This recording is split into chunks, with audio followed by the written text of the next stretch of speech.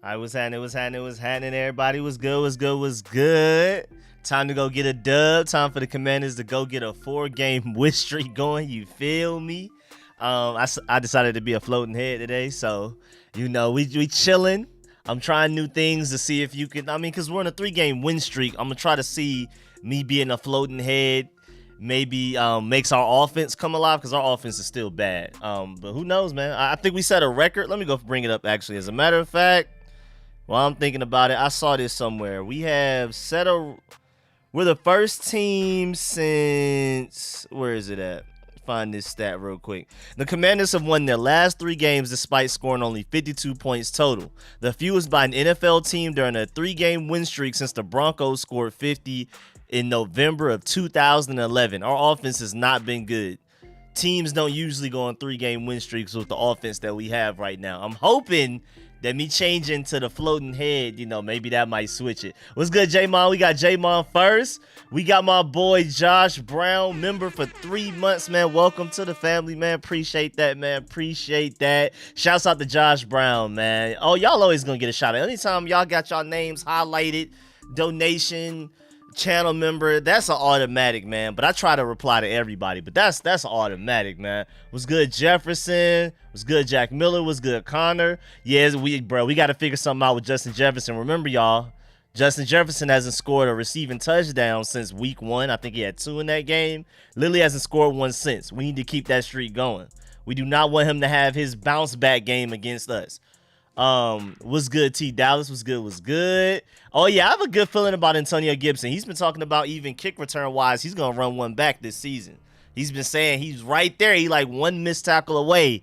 He might get it today, but I'm expecting him to be a big part of the offense. You can kind of tell that we like premiered Brian Robinson the first couple of games that he came back from being shot, and he doesn't look like his self completely. He's still running well, but I definitely think we're going to see a completely different Brian Robinson by December. He's still not all the way himself yet. He just got shot. It's good to see him out there playing, but he's not all the way himself just yet. So Antonio Gibson, his vision is on point. He's improved as a pass blocker. Everything else we already knew he could do. Extremely talented, just needs to hold on to the ball. He's been doing that. He's our best running back right now. Love Brian Robinson, and maybe by December, it's more of like a debate of who's our better running back. But Antonio Gibson right now now with this explosion. The things he's been able to do. Some of these runs he's broken off. Nobody else on our team can do right now. That one, was it against the Colts? Or was it against the Packers where he like broke a tackle for a 3-yard loss and turned it into like a 10-yard gain? Outran everybody. Love Brian Robinson. And I love the 1-2 punch of thunder and lightning with those two. But again, Antonio Gibson can do stuff that nobody else on our team can do. Most running backs in the NFL can't do. Just a freak athlete. What's good, Mr. Jones? MRB was good. I just worry about our secondary and Jefferson. I'm a little worried about that too. It's just going to take our front four to get it together. Our front four is going to have to step up big time because I don't really see our secondary covering them for more than 4 seconds any given play. It's going to be up to the second. Kirk Cousins, if anything, struggles with pressure up the middle. That's one thing we specialize in, and hopefully that's enough to take advantage to help our secondary with not having to cover Justin Jefferson for too long. I ain't gonna lie, I think we lose the. I mean, we match up fairly well. What's good, Aaron? We are going against one of the better teams in the NFL, but if we had to pick a team that's, you know, supposedly better than us on paper, but we still match up very well against, is this team. Jefferson getting shut down. Watch. Night Wolf was good. Terry, oh yeah, Terry got to keep us going, man. One thing about Taylor Heineke, he's not a franchise quarterback, but he gonna throw the ball to Terry and at least give him a chance. And hey, man, I'm incredibly thankful for that. What's good, Eric? What's good, Joan? Got Terry and Samuel in my fantasy lineup. I hope they treat you well, man. It's really up to Scott Turner though. It's not them. I'm not worried about Terry and Curtis Samuel specifically. It's just Taylor Heineke and Scott Turner being able to get them the ball. That's really it for me. What's good, Tyrone? What's good? Man up St. Juice on Jettas all day. Give him a little bit of safety help, but I'm down for that. Chase Young came into the bar at work Friday. He's a rum old-fashioned type of guy. That's funny. That's random.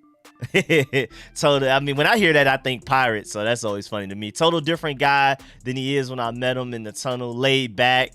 Oh, yeah, I mean, it seems like he's fairly laid back. I mean, if you met him in the tunnel, that man's in game mode. He's in animal instinct mode, you know what I'm saying? So, I mean, I can see that being a different type of guy. He seems like a pretty cool, you know, go out of his way to take pictures and sign stuff type of guy. So, we live. Yes, sir. What's good, Rich? Got one of the generals in the building. Don't forget to like up the stream. Appreciate that, Jayon. Let me go ahead and pin that message right there. Good message for the people. Bro, your job lit. Yeah, that boy, Dim Skins, boy, you got something going over there. Yeah, A.G. Hand's best running back. People act like he wasn't top 5 last year in rushing yards. Literally was one of the very few running backs in the entire NFL last year to reach 1,000 yards. And he was hurt for some games. What's good, baby Glock? Appreciate that, Eric. What's good, DeAndre? What's good, Jack? Danny Boy chant during the game. Oh, they're going to chant sell the team. And I'm not sure if y'all have seen, because it just literally happened like less than 20 minutes ago. I can't remember if it was Tom Pelissero. One of those guys reported that this team will probably get sold by March, and it's probably going to go for $7 billion. Also, and I'm going to do a video on this probably tomorrow, because today the focus on the Vikings. Whether we win or lose, I'm going to do a video on what happened in this game against the Vikings. But also, apparently, KD wants to join in with Jay-Z and Jeff Bezos. And this Jeff Bezos and Jay-Z thing isn't just a fun couple of names being thrown out there. Not only are they both interested, but they're both interested in buying the team together. And Jeff Bezos has more money. Jay-Z has more connections to the team. So, you know, I think the ball is for real rolling here. Like, apparently I saw a report earlier that said that the reason that this is different from any other time that Dan Snyder was supposed to sell the team is because apparently a lot of owners behind closed doors, at least enough of them, actually approached Dan Snyder, Roger Goodell, and a bunch of people and were like, nah, this ends now. Like, we're done with this. Great special teams coverage play right there, too. So that's why this is like, there's real momentum behind this. The team is for real as good as sold. It's just a matter of when and not if. But great special teams player to start the game off. And what's up, everybody else is joined in. The game is starting now, so I got to get to breaking that down. But, man, what's good with everybody that's joining in? I appreciate y'all pulling up. Hi, mommy. Okay, Kendall Fuller, we doing some things to starting off pretty well. Okay, not mad at it. We gotta, hey man, we gotta start hot. We could change our name to the Snakes for KD. Black TD look lit. W in the middle of the field look faded. Yeah, I agree. I love the end zone, not necessarily feeling that middle of the field logo a little bit. I'm right with you. But it's 3rd and 5. Let's get off the field, defense. Can we play like Georgia? Just play a little bit like Georgia. Just give me an ounce of Georgia, and we should be straight today, man. I think the offense can carry us the rest of the way. If the Commanders just play like Georgia, we should be straight. You know what I'm saying? Y'all had to have known I was gonna come in here and talk crazy about Georgia, because people leading up to that game last night honestly thought Tennessee might beat us. I didn't even think it was a real chance. I think we're the best team in college football by far. After Alabama showed chinks in their armor, I think this is an easier year to win a championship than last year. So hey man, I didn't see it, but hey, it is what it is. They got it. Lord, big catch. TJ, man, they just traded TJ Hawkinson to them too. Like I've been saying, I think the Detroit Lions hate us more than the Vikings, because I don't know why you would do an interdivision trade that involves a playmaking tight end like that that's gonna kill you 2 games a year for like the rest of his career. TJ Hawkinson is going to bully the Detroit Lions. It's going to be a revenge game for him every week. I don't know why you make that trade. The only reason I can see them making that trade is, of course, they're trying to rebuild, but also you just hate the Commanders more than you hate the Vikings, because I just don't get it. We're not in the NFC North, and now we've had to go against TJ Hawkinson twice in 1 season. And the Falcons look like they're having fun against the Chargers. Okay, little Falcons. All right, man, come on now. 2nd and 6. Let's get it together, defense. Let's get it together, defense. We can't be out here looking sloppy early. 2nd and 6. Let's see what we do with it. What's happening, everybody? Appreciate everybody that's pulling up. Also, leave a like on the stream if you haven't already. I really appreciate it. What's good, everybody? Appreciate y'all pulling up. All right, 3rd and short.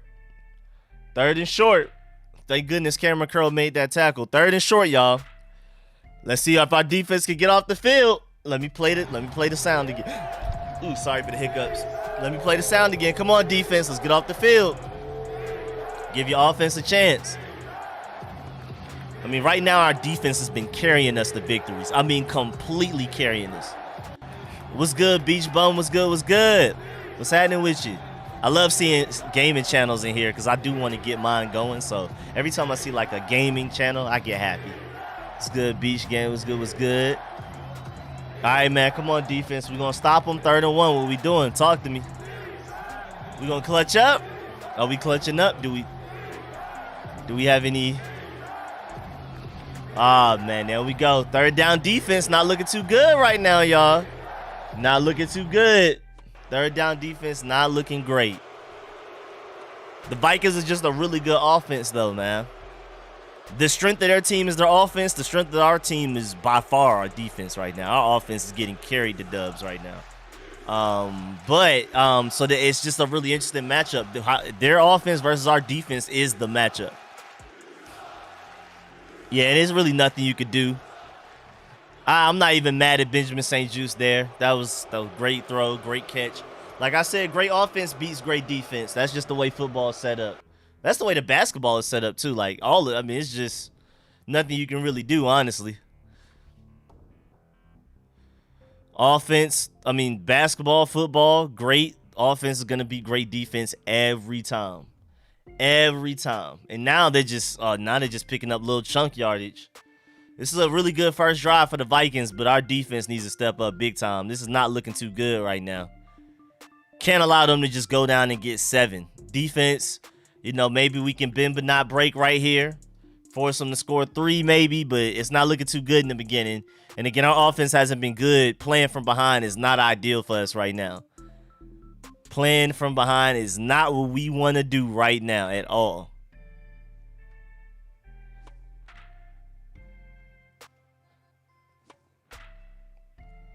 Come on, Commanders. It can't be this hard, man. 2nd and 7 in the red zone. Come on, Commanders. Can't be this hard, right? Let's go ahead and hold them to 3, man. Let's go ahead and hold them to 3. They made a couple of good plays with some good play calls on 3rd downs, though. You can't be too mad. Great offense beats great defense every time. Come on, man. I just went from watching my Georgia and how spectacular they were on defense to come watching my Commanders, who in a lot of different categories have actually been really good on defense as well this year, but it's not the same. I want to be dominant. I want to be real dominant. You know what I'm saying? I want to be real dominant. Well, we're already playing from behind, guys. Already playing from behind. That is not good. Not a good start for the defense. And, man, like I said, our defense has been carrying us the wins, man. We are on a 3-game win streak purely because of our defense. For those of y'all who weren't here already, we have only scored 52 points in our 3-game win streak right now. And that's the fewest by any NFL team during a 3-game win streak since the Broncos scored 50 November 2011. Our offense is just, it hasn't been good. And so our defense is going to have to step up and play better than how they're playing right now. Even though, I mean, that's not even bad coverage by Lyriq Harper. That's a great throw and a great catch. Oh, no, I mean, my fault. Benjamin St-Juste. I'm glad that Benjamin St-Juste is getting this type of attention. He's getting these reps. It's just going to make him a better player down the road. Him going one-on-one man coverage against one of the best wide receivers in the NFL, I'm not mad at it. I think he's been there in coverage. He's been really good in coverage. Great offense beats great defense every time. There's nothing you can do. It's just nothing you can do. And again, I'm going to keep saying that this is technically Benjamin St-Juste's rookie and a half season because he barely played last year. So I'm proud of how good his coverage, because Justin Jefferson is more so known for his route running and his ability to separate from DBs. He hasn't necessarily been separating from Benjamin St-Juste. These are great throws. These are great scripted plays. Like, I mean, everybody knows this, but I'm going to always say it. Offenses always come out with a set 10 to 15 plays, 10 to 20 plays that they already have scripted walking into the game. They know what they're going to do. I mean, of course, you get into like 3rd and 1, 3rd and 8. You know, you may adjust accordingly there. But generally, offenses know what plays they want to run before the game even starts. And so right now we're getting beat by really good scripted plays. And again, Benjamin St-Juste, I'm not mad. He's right there in coverage. Again, Justin Jefferson is known for his ability to separate from receivers. That's his best trait, his route running.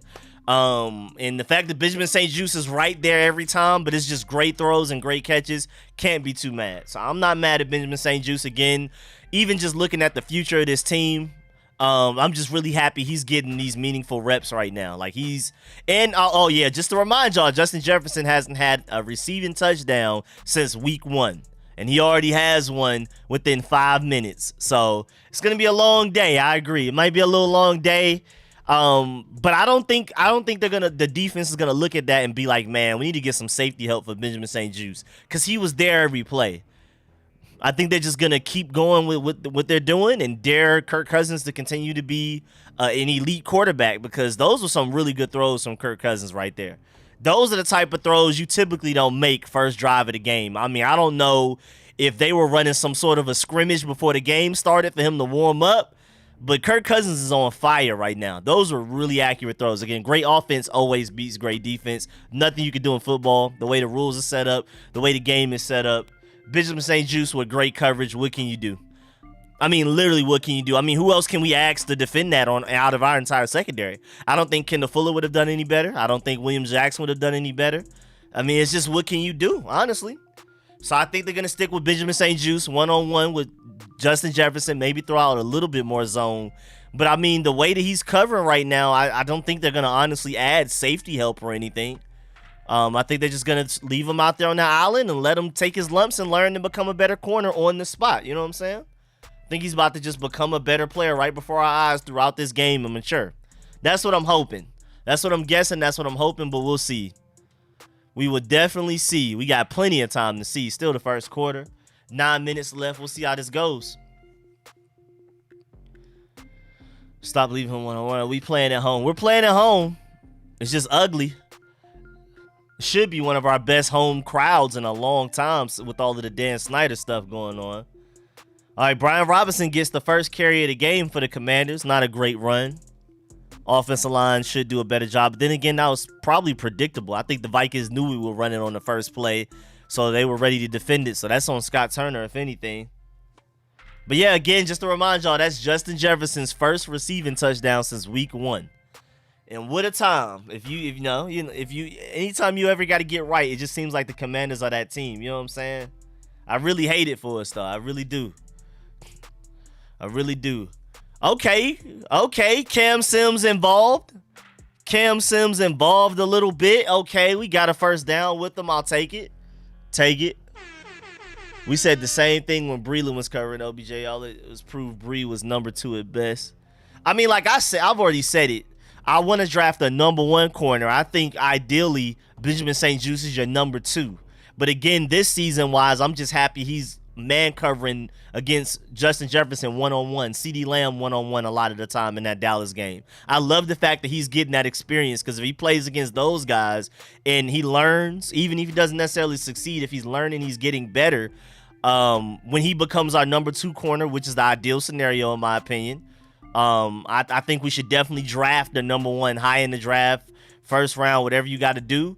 And then I think we go from there, honestly, in my honest opinion. I love Benjamin St-Juste as a top cornerback 2. As a decent cornerback 1, but a really, really good cornerback 2, in my opinion. Man, let's see what we got, though. I love these black jerseys, man. I love these black jerseys. Ball batted. Man, that sucks. I mean, short quarterbacks, man. What can you do? As much as I want to see Sam Howell out there, I mean, he's just as short, so I wouldn't really expect that to change much. All right, let's get it. Let's get it. Come on now. Come on, it's third down offense. What we gonna do? The Vikings offense was converting their third downs. What we gonna do in our first one? I think the Vikings are 2 for 2 on third down right now. What are we right now? What we about to be? 1 for 1? Let's see if we can go 1 for 1. They just went ahead and blitzed Hicks right on Heineke. All right, pass short. Up 0-1. 0-1.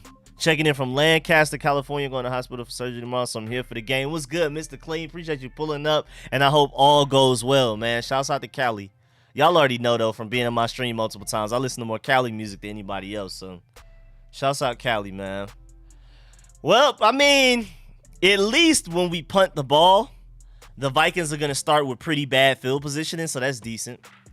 Like to see how, too. Sam has better vision. I agree. I'm Team Howell, but, I mean, what can you do when we're on a 3-game win streak and Taylor Heineke, even though he hasn't, balled out for real, he's probably only given us 3 good quarters, but he's won 2 games for us. And, again, statistically, the offense has been historically bad as far as a 3-game win streak goes, but we're winning, and the team rallies around Taylor Heineke. Like I said, I feel like you could get the same rally against Sam Howell. How hyped they were with what Sam Howell was doing in the preseason, I think you would get that same experience, but we'll see. You just can't it's really hard to bench the guy that's been your quarterback for 2 games out of a 3-game win streak. So I understand, but of course I still prefer to go ahead and see Howell out there for the future and for now. Let me see. That was a clear block in the back. They just ignored. I mean, it is what it is, man. I don't expect anything from the refs until Dan Snyder sells this team. Then maybe the calls will be even. Maybe it'll even be lump slided in our favor eventually. Says Sam will be better than Heineke, just not ready yet. My thing is, first of all, I agree. My thing is, even on top of that, I feel like if you start Sam Howell now, maybe he's better than Taylor Heineke before the season ends. You know what I'm saying? But again, if anybody has any reason to root for Taylor Heineke, with him being from the Metro Atlanta area, I'm having fun. I love to see him win. I love to see him happy. That's my boy. But it's just like, to be completely objective, when you watch the film, it's just he's not our franchise quarterback. Sam Howell at least has a chance to be, so why not just go ahead and throw him out there as soon as possible, in my opinion. So it just is what it is. So they feature Jefferson, but we don't look for Terry. Ivory, man, my biggest pet peeve was Scott Turner using Terry McLaurin as a distraction when other teams find a way to get the ball to their best playmakers. We went against the Detroit Lions. Amon-Ra St. Brown was even getting the ball out of the backfield. They did everything they could. You know what I'm saying? I love Taylor ODU. Man, born and raised Gwinnett, man. If anybody has a reason to root for him, it's me. But you got to see that, again, just for those of y'all who weren't here, I'm going to give y'all the statistic again. The Commanders have won their last 3 games despite only scoring 52 total points between those 3 games. The fewest by an NFL team during a 3-game win streak since the Broncos scored 50 in November of 2011. This is historically a bad offense for a 3-game win streak. Like, it's not gonna work. It's literally, there's no way y'all can see this sustaining. There's no way with the way that this division is looking right now. We're 4-4 and in last place by 2 games. There's no way y'all see the way this division is looking right now and think that's enough. Scoring 52 points in 3 games, doing something that only an offense has done, that the offense has only done since 2011. On a 3-game win streak was scoring so little points. Y'all think this is sustained success. Y'all think this can work long term with Taylor Heinicke, even just this year. Y'all think for the remainder of this season this makes sense. So at this point, I'm like, we might as well try Sam Howell. But hey, as long as Taylor Heinicke's out there, I'm rooting for him because I want to. You know me, man. I'm biased towards my Atlanta guys. I'm a critique them crazy when they're doing poorly, but I'm gonna be their biggest fan when they're playing well. I want Taylor Heinicke to go out there and throw for 400 yards and 3 touchdowns. I would love nothing more than that. He just doesn't. He just doesn't have that in him. But you never know. Maybe today he got it in him. I'm rooting for him. Great job by the defense this drive too. Great job by the defense. I want to see how it go crazy. For me, my Atlanta bias reasons, I want to see Taylor Heinicke go crazy. For the Commanders, as a Commanders fan, as an objective, logical Commanders fan, I want to see Sam Howell go out there. But hey, I'm perfectly fine with Taylor Heinicke going out there. I mean, if I just let the Commanders go and just forget about winning this year and just enjoy the moment, and Taylor Heinicke from outside of Atlanta having fun, I'm having fun. Love seeing Taylor Heinicke ball out, but it's just not gonna work long term. I'm warning y'all now. Y'all go ahead and put y'all heart in the Taylor Heinicke's hands. Giving y'all a nice little warning. Good job by the defense, man. Yes, sir. Yes, sir. Let's get him. Resign that man. Resign that man right there. Resign that man. Yes, sir. Please get him paid. I mean, like we've been talking about, Ivory brought it up days ago that Kirk Cousins' biggest weakness is pressure up the middle. And primetime games, of course. Kirk Cousins on primetime, boy. But pressure up the middle, Kirk Cousins literally can't do nothing. Doesn't matter if Justin Jefferson is open by 10 yards. If there's pressure up the middle, there's nothing Kirk Cousins could do. So we got to keep that up to win this game. The defense needs that. Needs it. Not giving up Payne to keep Fuller. That's a good point. If we got to choose between Fuller and Payne, I think it should obviously be Payne. Boy, Dax Milne punt returns are just gonna start how he says that Stam is still learning.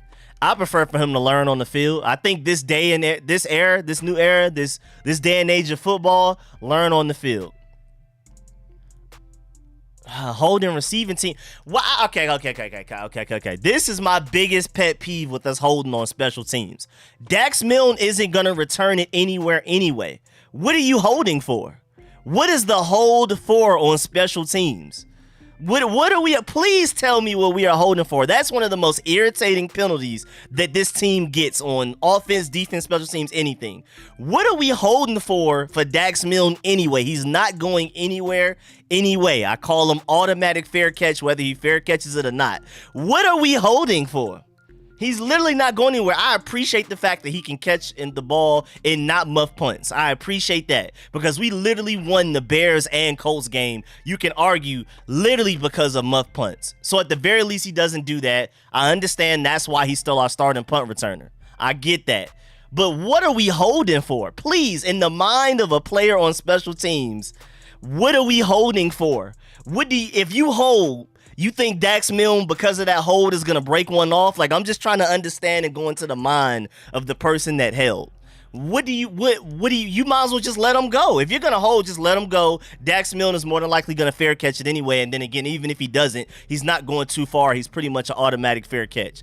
Just let him go. If you got beat, you got beat. Dax Milne isn't DeAndre Carter anyway. Let him go. I'll never understand why we hold on special teams with Dax Milne. I'm not getting it. But hey, Dax Milne doesn't muff punts, and that is big. That's a big part of football. I'll take it because, again, we literally won that Bears game because of that. And you could argue we won the not the Colts game, but the Packers game because we got 3 points off of a muff punt, and we only ended up winning by, what, 2? I mean, it was a lot of football left after that. But who knows, man? That was a domino effect of a lot of things.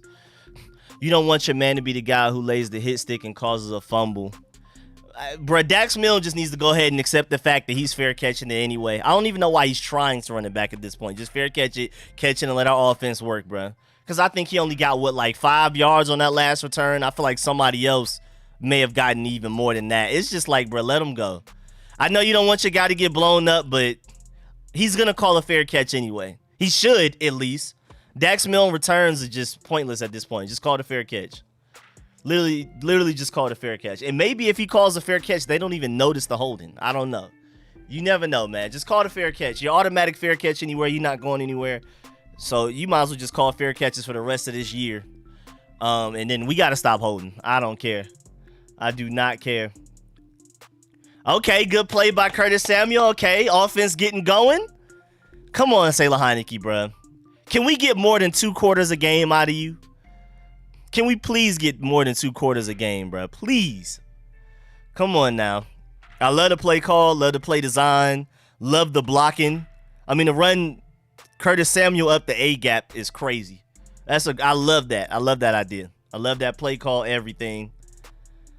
Up and now Danielle Hunter's having fun and getting in on everything. We got to step up offensive line. Who got beat?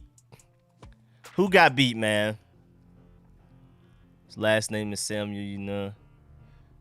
Oh, did I say Curtis? Did I say Debo? Or did I?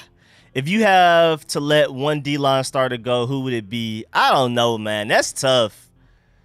That's tough. And again, Atlanta bias, I would love for Montez Sweat to stay. And honestly, out of any defensive lineman this year, Montez Sweat has had the most dominant game. But at the same time, when you compare our backup defensive interior defensive lineman compared to our backup exterior defensive lineman, I think we would do a better job of making up for the loss of Montez Sweat than we would. Like, we lose Deron Payne, it's ugly in the middle. It's literally Fine in the middle. Like, I love F.A. Abada. I think he's better outside. I like Casey too. I think he's better outside. So if I had to pick one, even though Atlanta bias makes me want to not pick Montez Sweat, I think Montez Sweat may be the most But I mean, I want to pay all 4 of them. Like I said, if it's between, I mean, I love Ridgeway and Mathis, but they're not pass rushers. I love them. I'm surprised by how well Ridgeway has played, and I'm really excited about Mathis in the middle. But as far as rushing the passer up the middle, we just have Deron Payne and Jonathan Allen right now, in my opinion. So, you know. But to me, if it's between Kendall Fuller and the over $10 million he's making, and you could cut him and to put some of that money into paying Deron Payne and keep Montez Sweat, I'm going with Montez Sweat over Kendall Fuller any day. But that's a really difficult question to answer, because it's just like, no matter what, you're losing a really good player if we lose anybody on the D-line. The D-line right now is carrying us to wins. The linebackers are playing better when Cole Holcomb and Jamin Davis are both healthy. The secondary is more consistent, but I wouldn't necessarily say they've been much better. But they're communicating better. They're doing a lot of, stuff like that. And I hate that play. I don't know why we ran a QB draw on, like, that was one of Scott Turner's worst play calls of all time. At least give Taylor Heineke the option to throw the ball, and then if it's not there, run it. But don't just call a QB draw straight up. Give them at least an option. But yeah, like, no matter what you answer to that question, the D-line right now is carrying us to this 3-game win streak, literally. And just losing any one of those players will affect us mightily. Did y'all mess that up? Tress Way gave it to y'all. Tress Way gave it to y'all and y'all messed that up. Did y'all mess that up for real? Wow. Wow, Percy. Golly, man. Yeah, Tressway gets hit a lot. I'm still not completely up on the roughing the kicker rules and stuff and running into the kicker because it seemed like he gets hit a lot and it's just so weird. Yeah, Scott Turner, you went from the beautiful play call with Curtis Samuel up the middle and then the worst play call, one of the worst play calls you've had. And you've had a lot. One of the worst play calls you've had since you've been our offensive coordinator. That was terrible. What kind of play was that, Turner? Hasn't given Gibson or Terry a touch. Yeah, it's just, it makes no sense. Justin Jefferson was featured immediately. Terry and Antonio Gibson just non-existent in the offense. It just seems like it shouldn't be that hard. Like Logan Paulson said though, we should bring in an offensive consultant because I like Scott Turner's play designs. His play calling is the problem. Situational football is the problem. Calling the right play at the right time is the problem. If we could bring in like a offensive consultant like Logan Paulson suggested, I think that would help us a lot. With Scott running the draw, yeah, bro. Scott Turner running the draw, Brian. Bro, I ain't got nothing for you. I ain't got not a maggot thing for you on that one. I have no excuse. I have no logic. I have no reasoning. I don't get it. I don't know what that was. I don't know what inspired him to do that. I think, you know, when you're playing Madden and you mean to click X, but you accidentally click A or something, I think that's what happened. I think he hit the wrong button. That's the only thing I got right now. He was looking right. He was looking at the right play, but his thumb kind of slipped a little bit and he pressed the wrong button. So that's my excuse for Scott Turner. I feel like that's probably his excuse as well because we've all done it. We've all played Madden. We're trying to draw up 4 corners or something like that. Accidentally hit the, quarterback draw. We've all been there. You know what I'm saying? You gotta, that's a legit excuse. Just hit the wrong button. It'd be like that sometimes. Teams are run and pass coordinators. That's what I'm saying. I think we just need to bring in more offensive minds. I mean, we have a head coach that's a defensive mind type of guy. We have a defensive coordinator, of course. We have all of these. Chris Harris has been getting calls about potential defensive coordinator jobs elsewhere. Where's the offensive help? Where's the offensive minds? Where's the, you know what I'm saying? So that's a good point, Rich. I agree. We definitely need to bring some guys in. Great play on defense right there. Who was that? Was that Cameron Curl?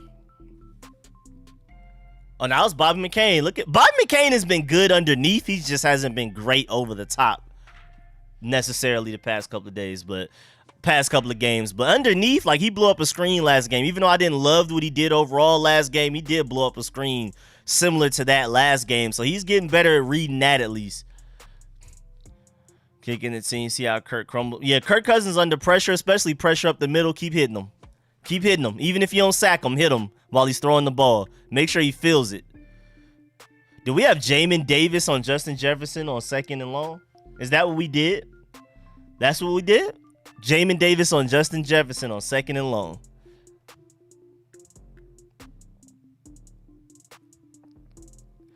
And just to remind y'all, Percy Butler, man, you got to be better. I feel like I didn't talk about it enough, but that special teams play, Tressway literally kicked it as beautifully as you can. Not as good as what Georgia did yesterday, though, bro. Y'all seen the best punt of all time, 75 yards, goes out of bounds at the 1-yard line. You ain't never seen nothing like that. But Tressway, other than that, that was as good as of a punt as you can do. Percy Butler just has to do a better job keeping that in at the 1-yard line. There's no excuses there, Percy Butler. If you want to get more playing time on defense, you got to step up on special teams. You got to. That's how. I mean, it's the way you fight your way through up the depth chart. It's the way you earn your keep around. You know what I'm saying? You gotta step up big on special teams. We needed that. I mean, you had that almost play that was really confusing against the Packers, and now you're messing up. It's just like, come on now. Georgia's the #1 team in the country. I honestly don't even think it's close, but we're going to focus on the Commanders right now. We can talk about that a little bit later, maybe halftime or something.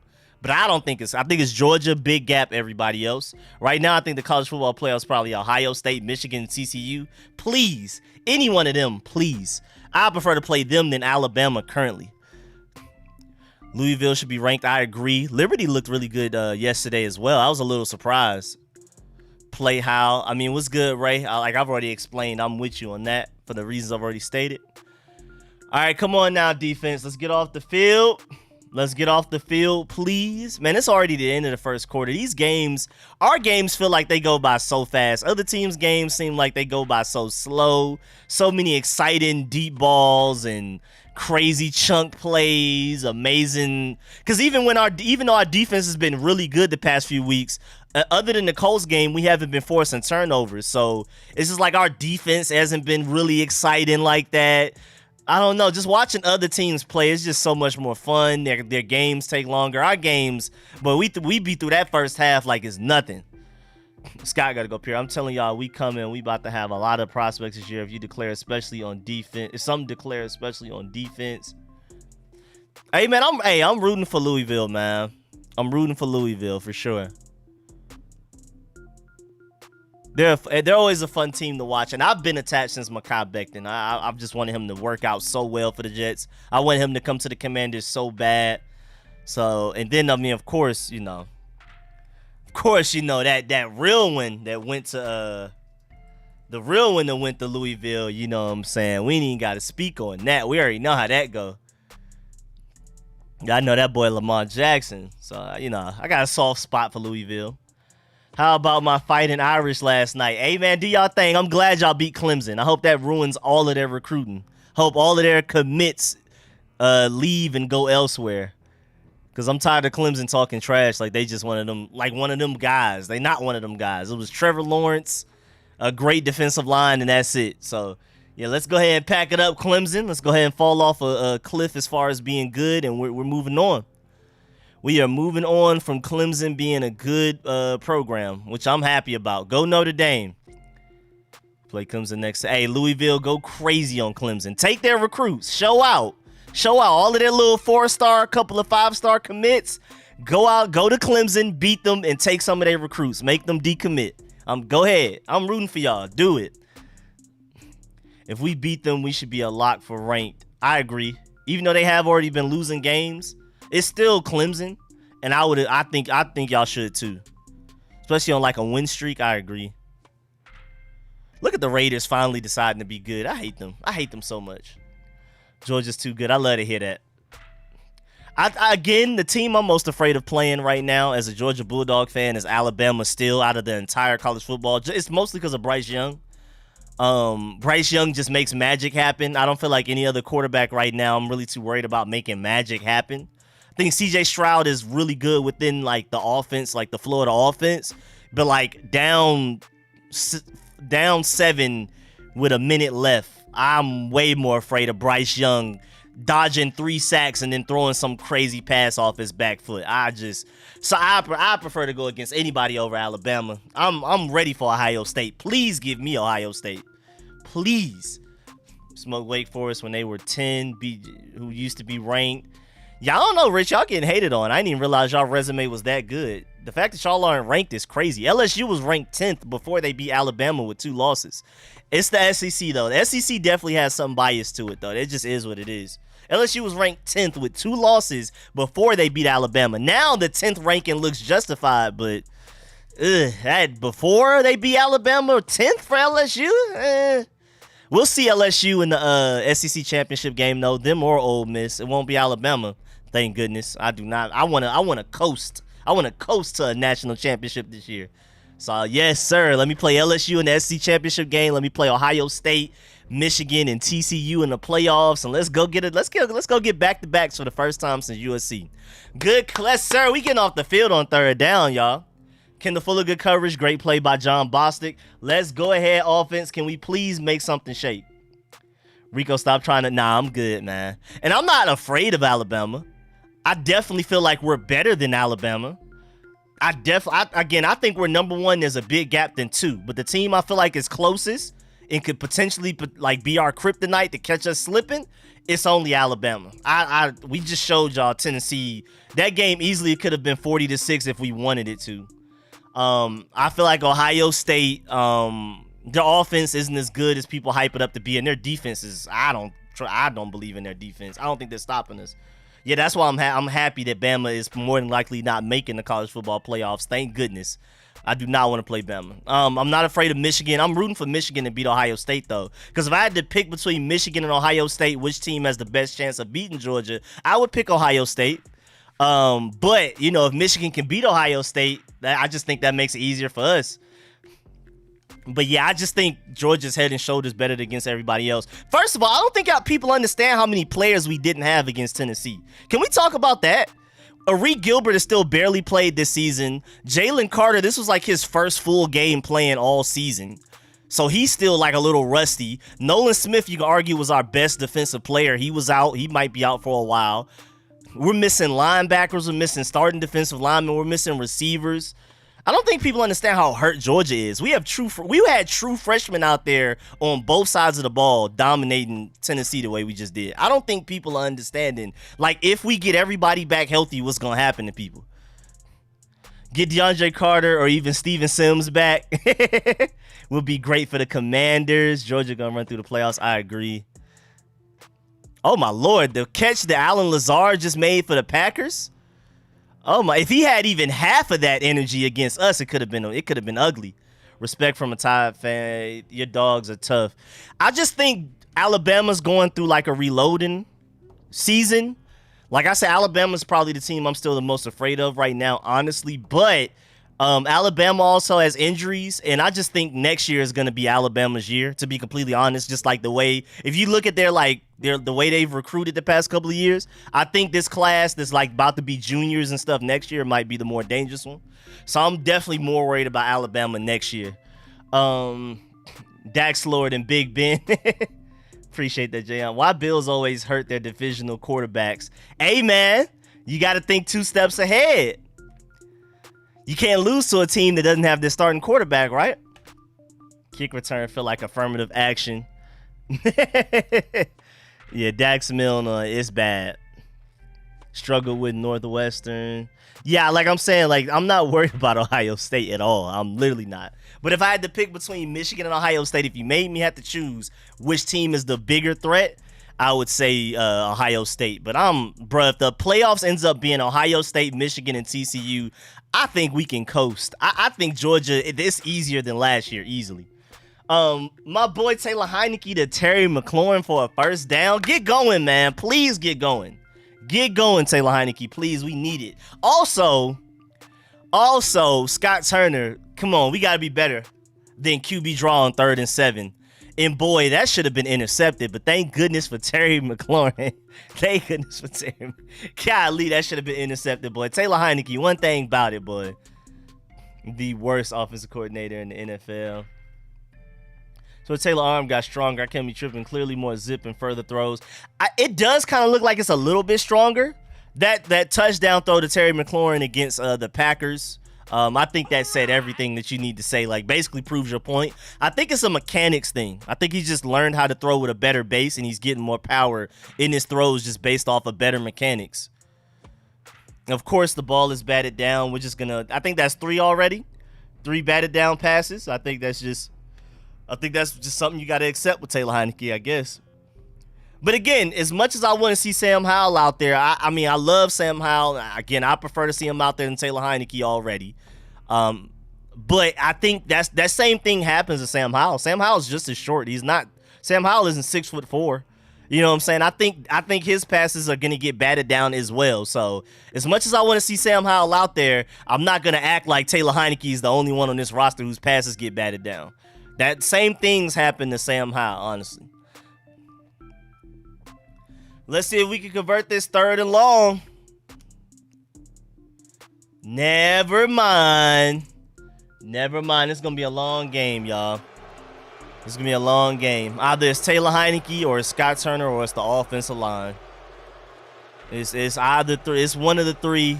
Maybe a combination of the 3. Any given negative play that we've had. It's just, we got to be better, man. Got to be better. You're at home. You're only down 7-0. It's not like the game is out of reach.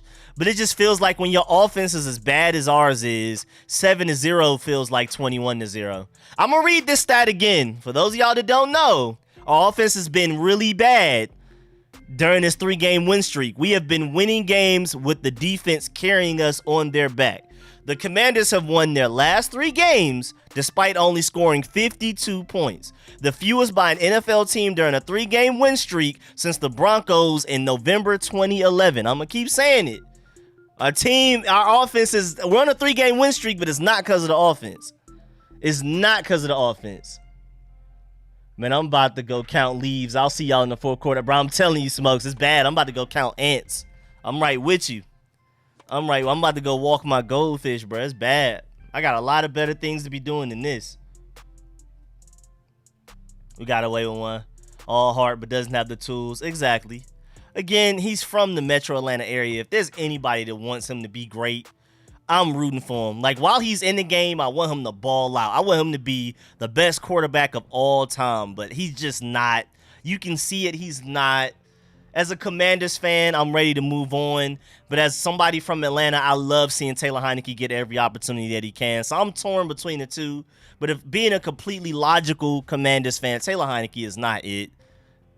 They're willing to run through a wall for him, but golly, man, he makes offense look a little bit more difficult than it needs to be until like the fourth quarter with 8 minutes left.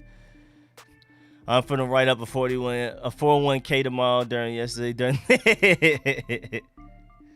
Yes, sir. Pick 6 coming. About to walk my dog right now. I'll be back. I'm telling you, I'm about to go vacuum the roof. There's so many better things I could be doing right now than watching whatever this is. But at least the defense outside of the first drive have been playing well. And even that first drive, I felt like Benjamin St-Juste had great coverage. Better offense, going to be better defense anyway. Fourth quarter is Taylor Heinicke's quarter. But we're going to need it right now the way it's looking. Right now the way it's looking.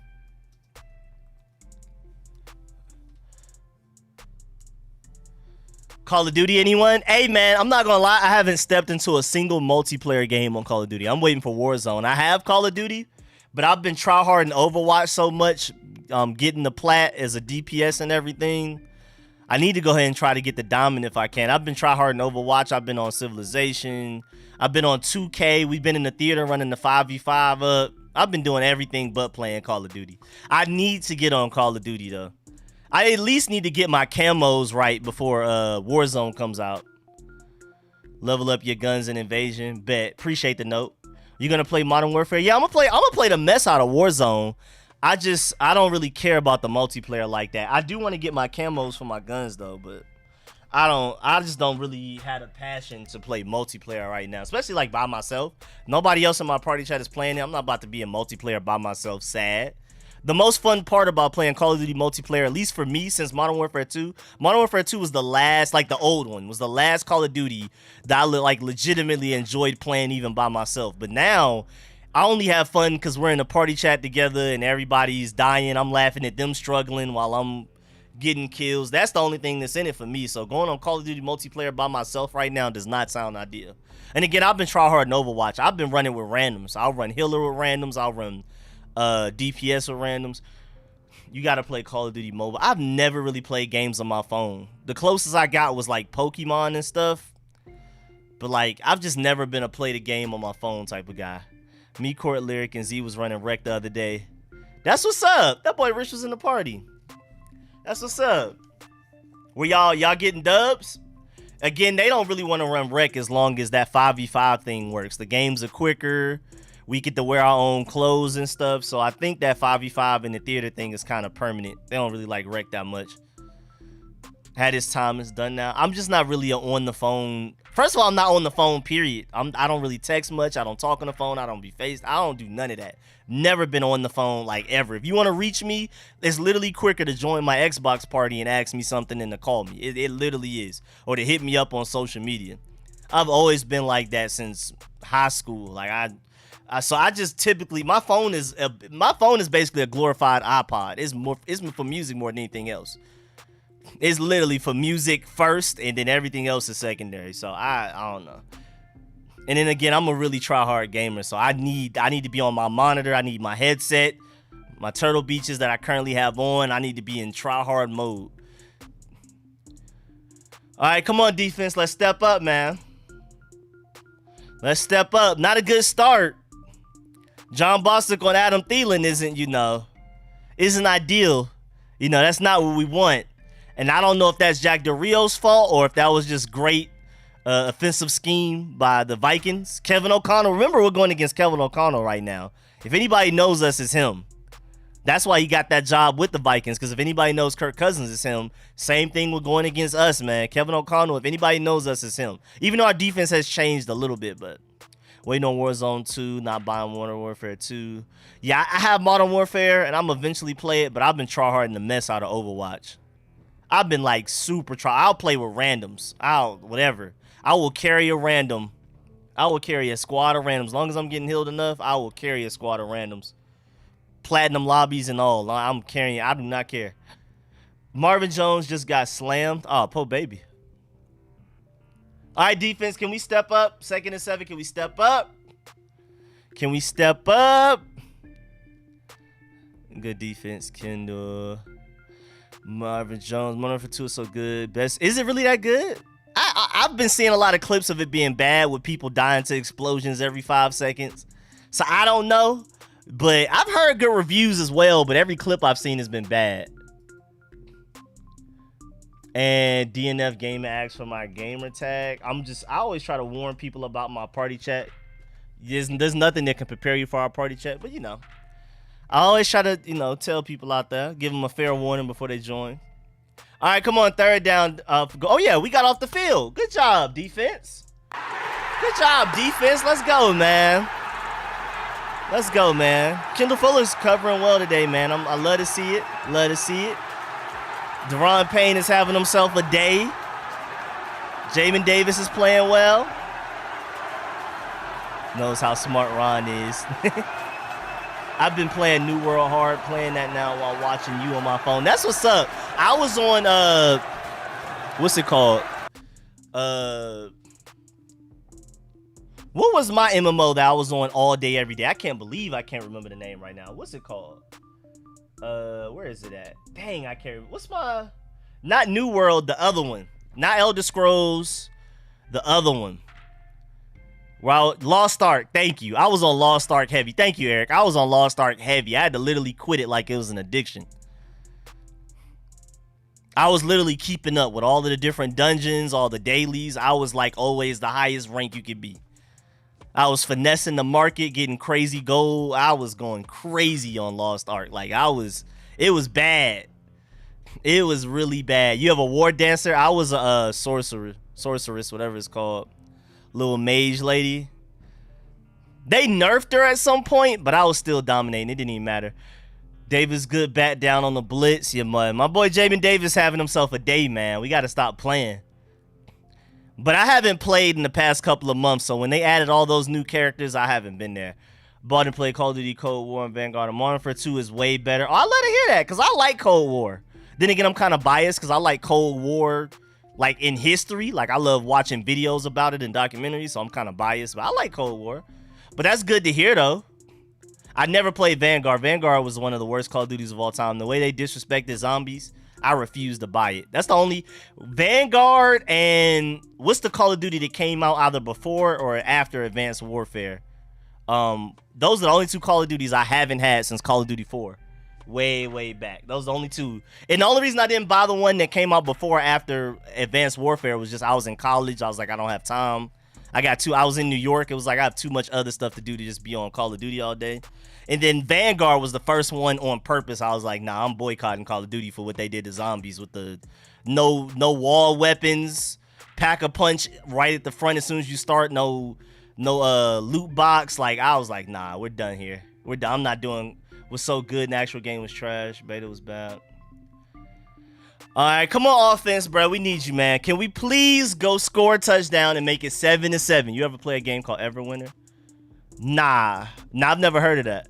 I only like zombies or Call of Duty. The only reason I play it, I just really got in the Warzone not too long ago. I've always been more zombies than multiplayer.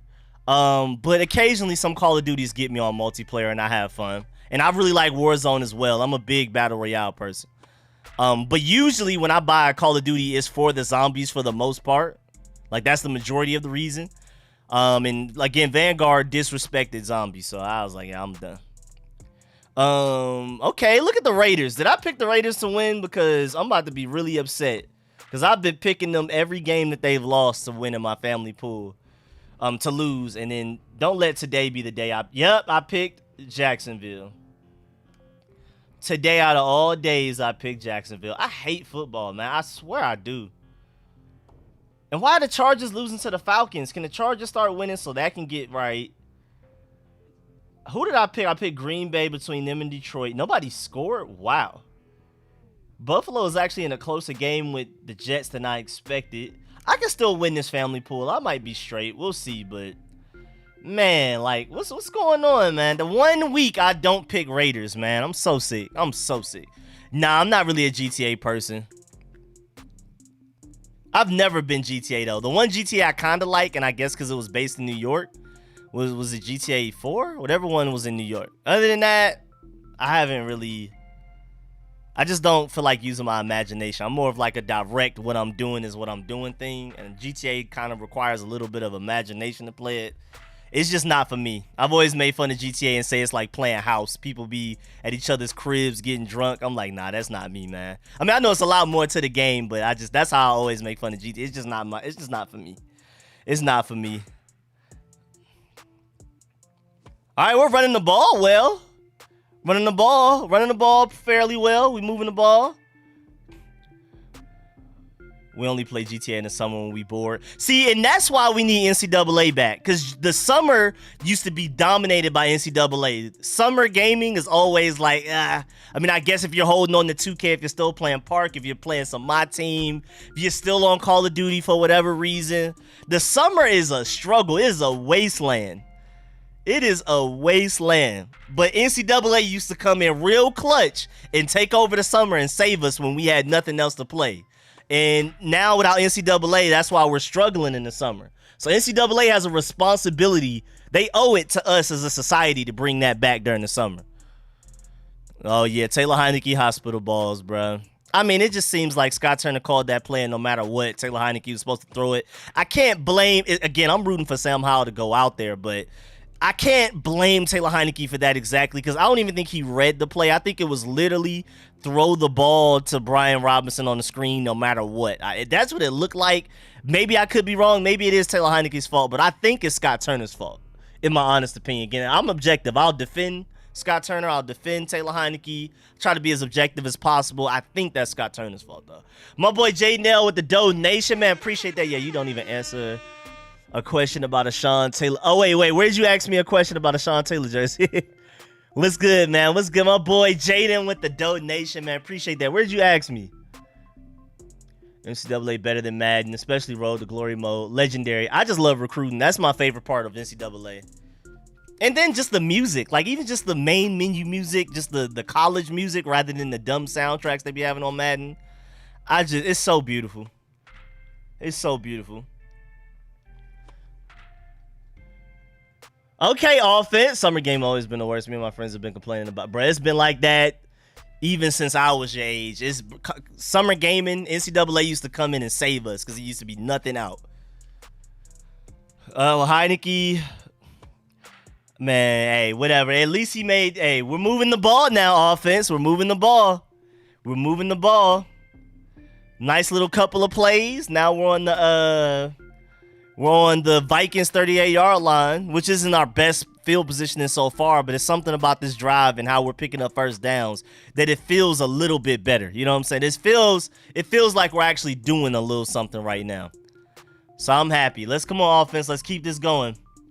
Play calling is trash, and we be trying to find new random game, but it just never hit. Yeah, you might find a nice little game that keep your attention for like a week, but that's the best you could do with summer. Hey, if anybody knows, we know. We be struggling. The summer is when we end up downloading 2K again. Honestly, the thing that used to save summer for us too, back when we used to play team up every day, all day, like for like 5 hours a night, summer, that's what saved summer. Back in those team up days, back in 2K, I guess 19 and back, 2K20 and back. That used to save us, boy.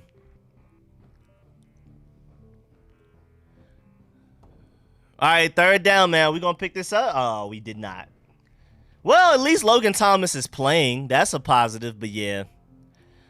Logan Thomas, incomplete pass. Now we're punting again. Offense is not moving at all. Offense is not getting anything accomplished. Is that like 8 straight runs? I mean, change it up a little. We played it so much, I hate it now. Exactly. I'm right with you. I can't imagine playing team up right now. You would literally have to pay me a full salary wage for me to play team up at this point. I would need donations from everybody in the lobby for my services. I literally prefer to go watch a documentary. The Vikings defensive line is going to be the reason we lose. Y'all offensive line just doesn't look ready. I don't think their defensive line is that great, but our offensive line, it just isn't playing well enough for it to matter. And Tress Way, man, he is doing his thing. Tress Way is carrying our team right now. It's so bad. It's so bad. We say this every year that our punter is bailing us out and the best player on our team. You said we on the same page. Bruh, it's bad, bruh. Summer gaming is terrible. I just don't understand with that market wide open why a really good game wouldn't come out then. I don't know why somebody wouldn't come out during the summer, but I guess they just assume people are outside more. The best time is to come out with games in the fall and winter because people are going to be in the house more. Maybe that's the only reason I can think of. Because NCAA in the summer used to be the most clutch thing ever, man. We needed that.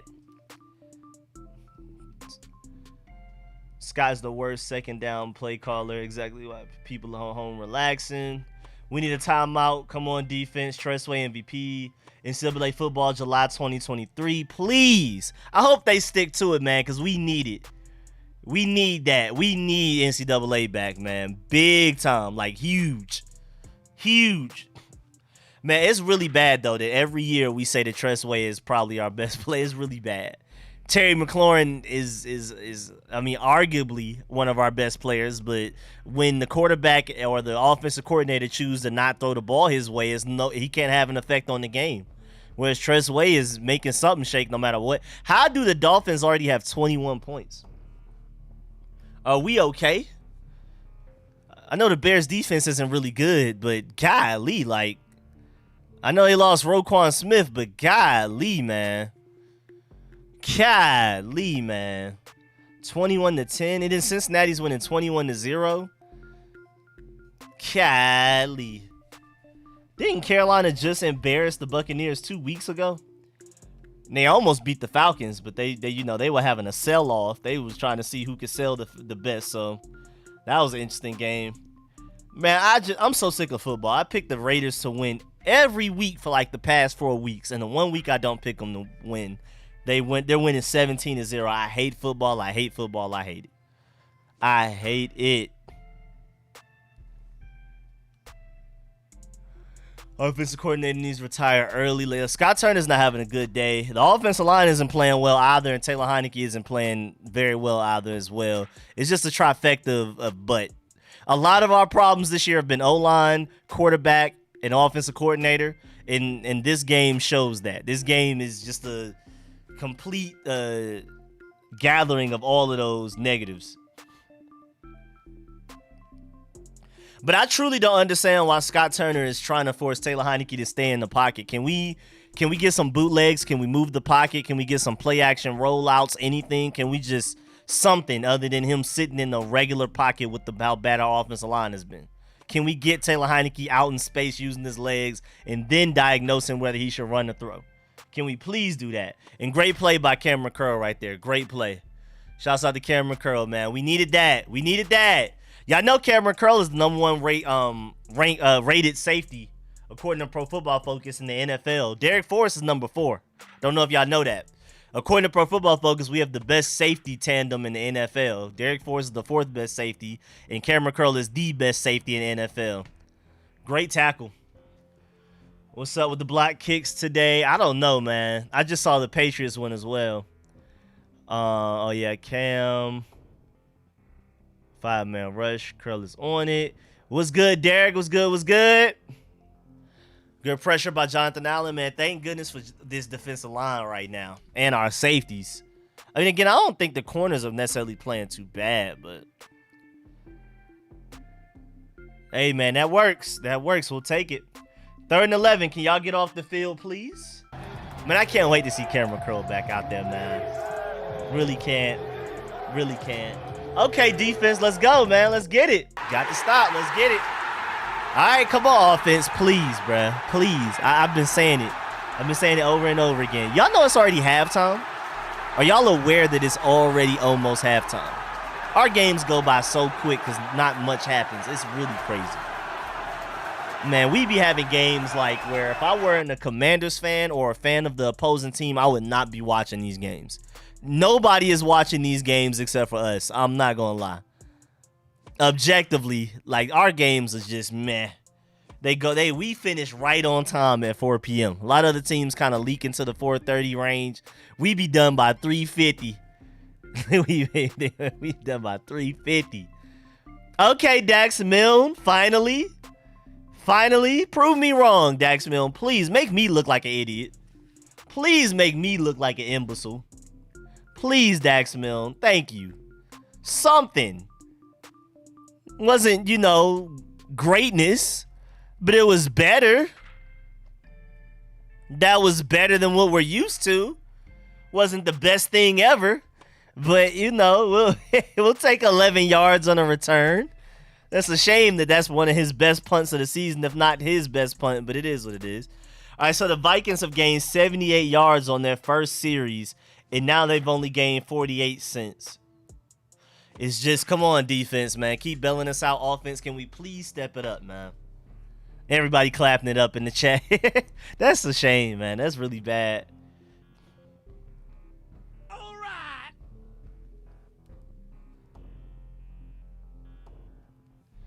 Josh Allen has 2 rushing touchdowns. That man had a 36-yard touchdown run.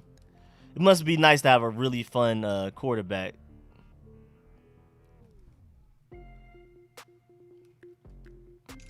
Please, let's get a touchdown, Rico. I see the game before everybody here. Hey, man, I wish I had that. I'm definitely behind.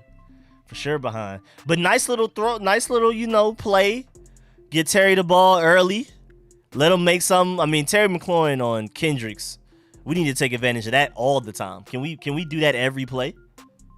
May we please do that every play? May we please do that every play? Okay, and then Antonio Gibson versus Eric Kendricks again. Nice little first down run. Yes, sir. Eric Kendricks' name constantly being brought up. Hey, wear him down. Keep forcing him to make open field tackles against our best playmakers. Wow, Allen Lazard is having a great game today, man. This man is having fun. He's making crazy catches. Aaron Rodgers is dotting them up. Yeah, we'll take that first down, though. 2-minute warning. Yes, sir. Like I said, our games go by so fast. It's so sad that Allen Lazard is the only wide receiver that Aaron Rodgers trusts. That's just so bad. But he's balling out today. Balling out today. He has some bad drops against us, but he's balling out today, man. He's the Allen Lazard. He's the Allen Lazard that I thought he would be coming out of the draft when I really wanted us to take him in the 5th round like 5 years ago. 4 or 5 years ago, right? When he came out from Arizona State. I remember that vividly. I think that's how Rich met me. Best thing going for the Commanders has been field positioning. Yeah, that's basically all we got is field position on our side right now. So that's how I found out about you. See there? Yeah, see? I remember that. Our first time on Minnesota side, sadly, the Bears are not that bad. They're pretty bad though, but yeah, they're not like the worst team doing it. But then again, they just traded away everybody that mattered. Then they just traded away Robert Quinn and Roquan Smith. But Justin Fields is learning, man. We've seen him grow this season. He's still making a lot of terrible mistakes. He's still overall not a good quarterback. But y'all know I'm a big Justin Fields fan. Even without the Georgia connection, he's from Kennesaw, another Metro Atlanta guy. So I want Justin Fields to go out there and be one of the best quarterbacks of all time. And this year, I mean, these past couple of games, he's starting to really show some development. I'm really happy. He said, loved Allen Lazard and convinced me to. Now look at him. Yeah, bro, Allen Lazard looks good now. He was making me look stupid against us, but he's looking good, really good against the Lions right now. Not Tecmo Bowl, though. Wait, who said something about Tecmo Bowl? He said Scott Turner learned the game of football on Tecmo. I started watching your vids on the football team made the Steelers lose their first game. Oh, okay. The Chase Young experience. Okay. When the Steelers were on their crazy streak and we shut them down, nobody expected us to win. That's what's up, man. I think that's when a lot of people pulled up to the channel. I appreciate y'all coming back too, man. That's always great to hear little origin stories about how everybody found me. Not a 3, need a touchdown. I agree, man. A field goal, man. Who knows when we're going to be in good positioning like this again. I want Carter back. I do as well, but the Chargers actually use him. They're throwing him the ball. They're doing everything with him. So they're not going to let him go.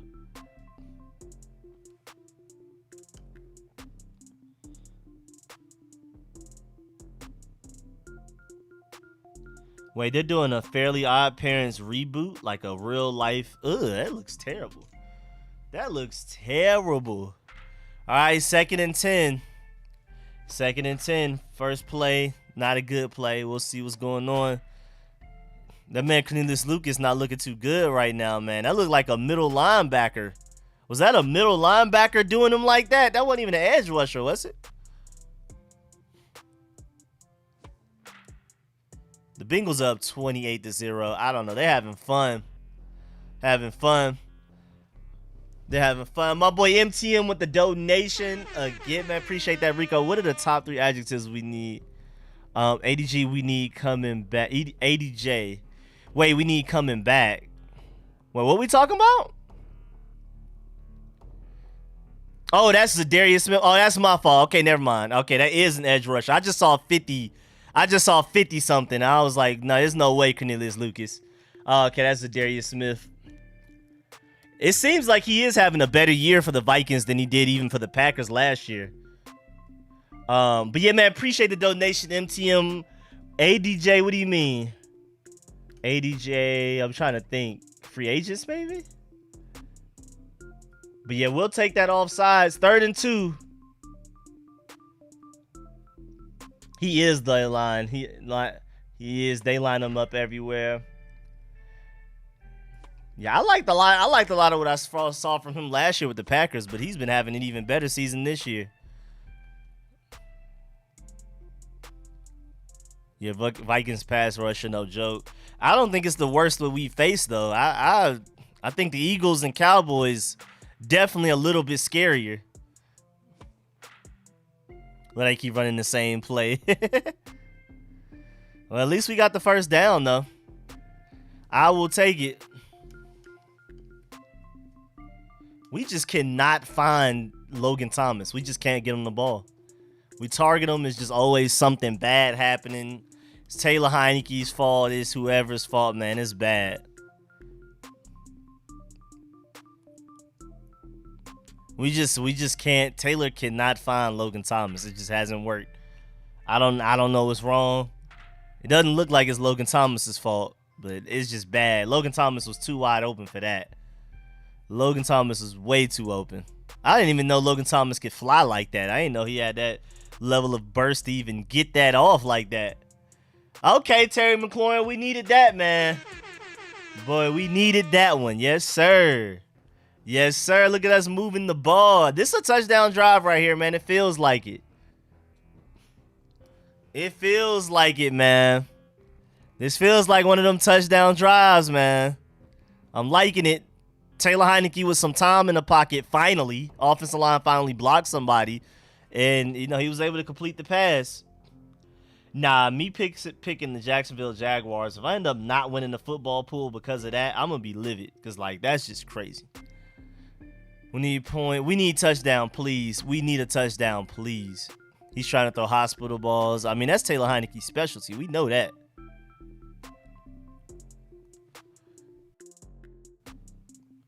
What's good? The Blue Phoenix was good, man. Appreciate you pulling up, man. What's good? What's good? What's happening, my boy?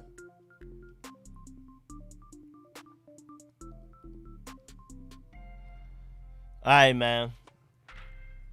All I want for an early Christmas present is to see Sam Howell warming up on the sideline. Yeah, we need a touchdown right here, though, honestly. Please. Going into halftime 7-7, and we get the ball first, I believe. I think that's we get the ball at halftime. After halftime, so let's do it. I don't know what that throw was to Gibson. I don't know what that was, but it would be nice to run a little bit more time off the clock, but the priority is to score a touchdown more than anything else. There goes the short quarterback flaws. Terry was open. Yep. And then here go Diami, bro. Stop drinking and saying it's a touchdown drive. Yeah, Diami, we need all of them, man. I'm not gonna lie, Diami, we need all of those. But yeah, Taylor Heineke looking like Taylor Heineke. But yeah, Diami, man, we need them, bro. We need them, my dog. Would have been nice. Would have been nice for it to be 3rd and 5 instead of 3rd and 10. Wait, Rico, we are 1-3 with Jahan, but 3-1 without Jahan. Nah, I mean, I'm telling you now, if we didn't have Jahan those first couple of games with all those touchdowns he was getting, might have been winless. might have been. And right now, too, like, right now, if we had Jahan, I think it'd be a different story. I think we'd be winning by even, because Jahan right now is our best red zone threat, which is crazy because he's probably the shortest receiver we have. But we need Jahan back. It is a crazy coincidence though. Why does 3rd and 10 feel impossible for an offense like us? Other teams 3rd and 10, you know, Justin Herbert, Josh Allen, Pat Mahomes, Lamar Jackson, you just feel like there's a way. There's some hope. There's something we could do. OMG, roll his short tail out. It just feels like 3rd, and it's felt like this for a while now, even before Taylor Heineke, Alex Smith, all of that. It just feels like, as a Redskins, Washington football team, Commanders fan, 3rd and 10 is pretty much RIP to that drive. It's just done. Get ready to kick a field goal or punt, and it just sucks because other teams don't feel like that. I don't feel like that with my Georgia Bulldogs, even though we're a run-first team. I feel like 3rd and 10, even Stetson Bennett will get something going. Somebody gonna be open. My boy Brock Bowers, somebody's gonna be open. Lab McConkey, somewhere down there. It shouldn't be this hard.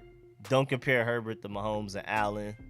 I mean, talent-wise, he's with those guys. Production this year and how well he's played, nah, but talent, if we're talking about traits, he's up there with them. But I understand what you're trying to say, though. Like, you know, he hasn't balled out like those guys this year. Where's Howell on the sideline? Get him on the iPad. We drafted Brian Robinson in the 3rd, and Dameon Pierce was drafted in the 4th. I mean, I'm not mad at it. Dameon Pierce is balling, and a lot of us knew coming out of the draft that Dameon Pierce was different. I don't know what happened, but that last year of college, he just turned into a completely different running back than his first couple of years of college. I don't know what it was. So I'm not surprised that he's balling like this at the NFL level, but they just wanted a big bruiser, and so they wanted to get Brian Robinson.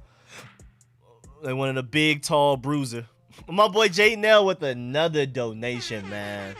Appreciate that. The jersey is all black. I've only seen it for Terry, Chase, and Sean.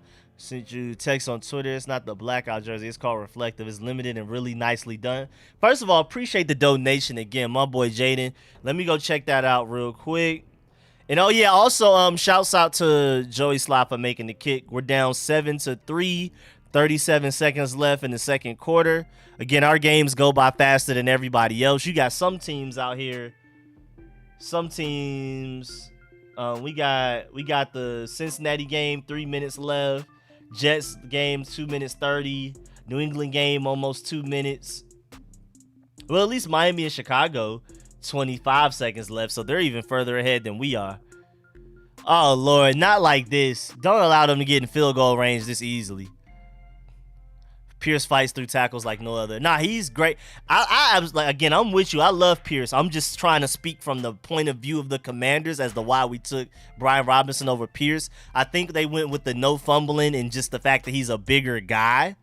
But yeah, I love Pierce as well. I love Dameon. I didn't know where he came from. I didn't know he would be that good until this past college year. I don't know what he was doing the first couple of years, but that most recent college year was crazy.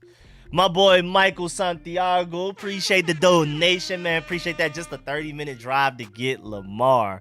He right up there, right? Just go pick him up and make him change jerseys. We right there. Number 8 is free anyway. You can get that number 8 easily. I know Rich would love that with him being a Louisville fan. That would make Rich happier than anybody else. I mean, I would be super happy. Man, that would have been a nice interception for Kendall Fuller, whatever that was, but it is what it is. That was just a terrible throw and decision by Kirk Cousins. I don't know if he was just off. He said, oh, yeah, most definitely. We suck, bro. Ah, yeah. Is it really that hard? Is it really that hard? Is it really that hard?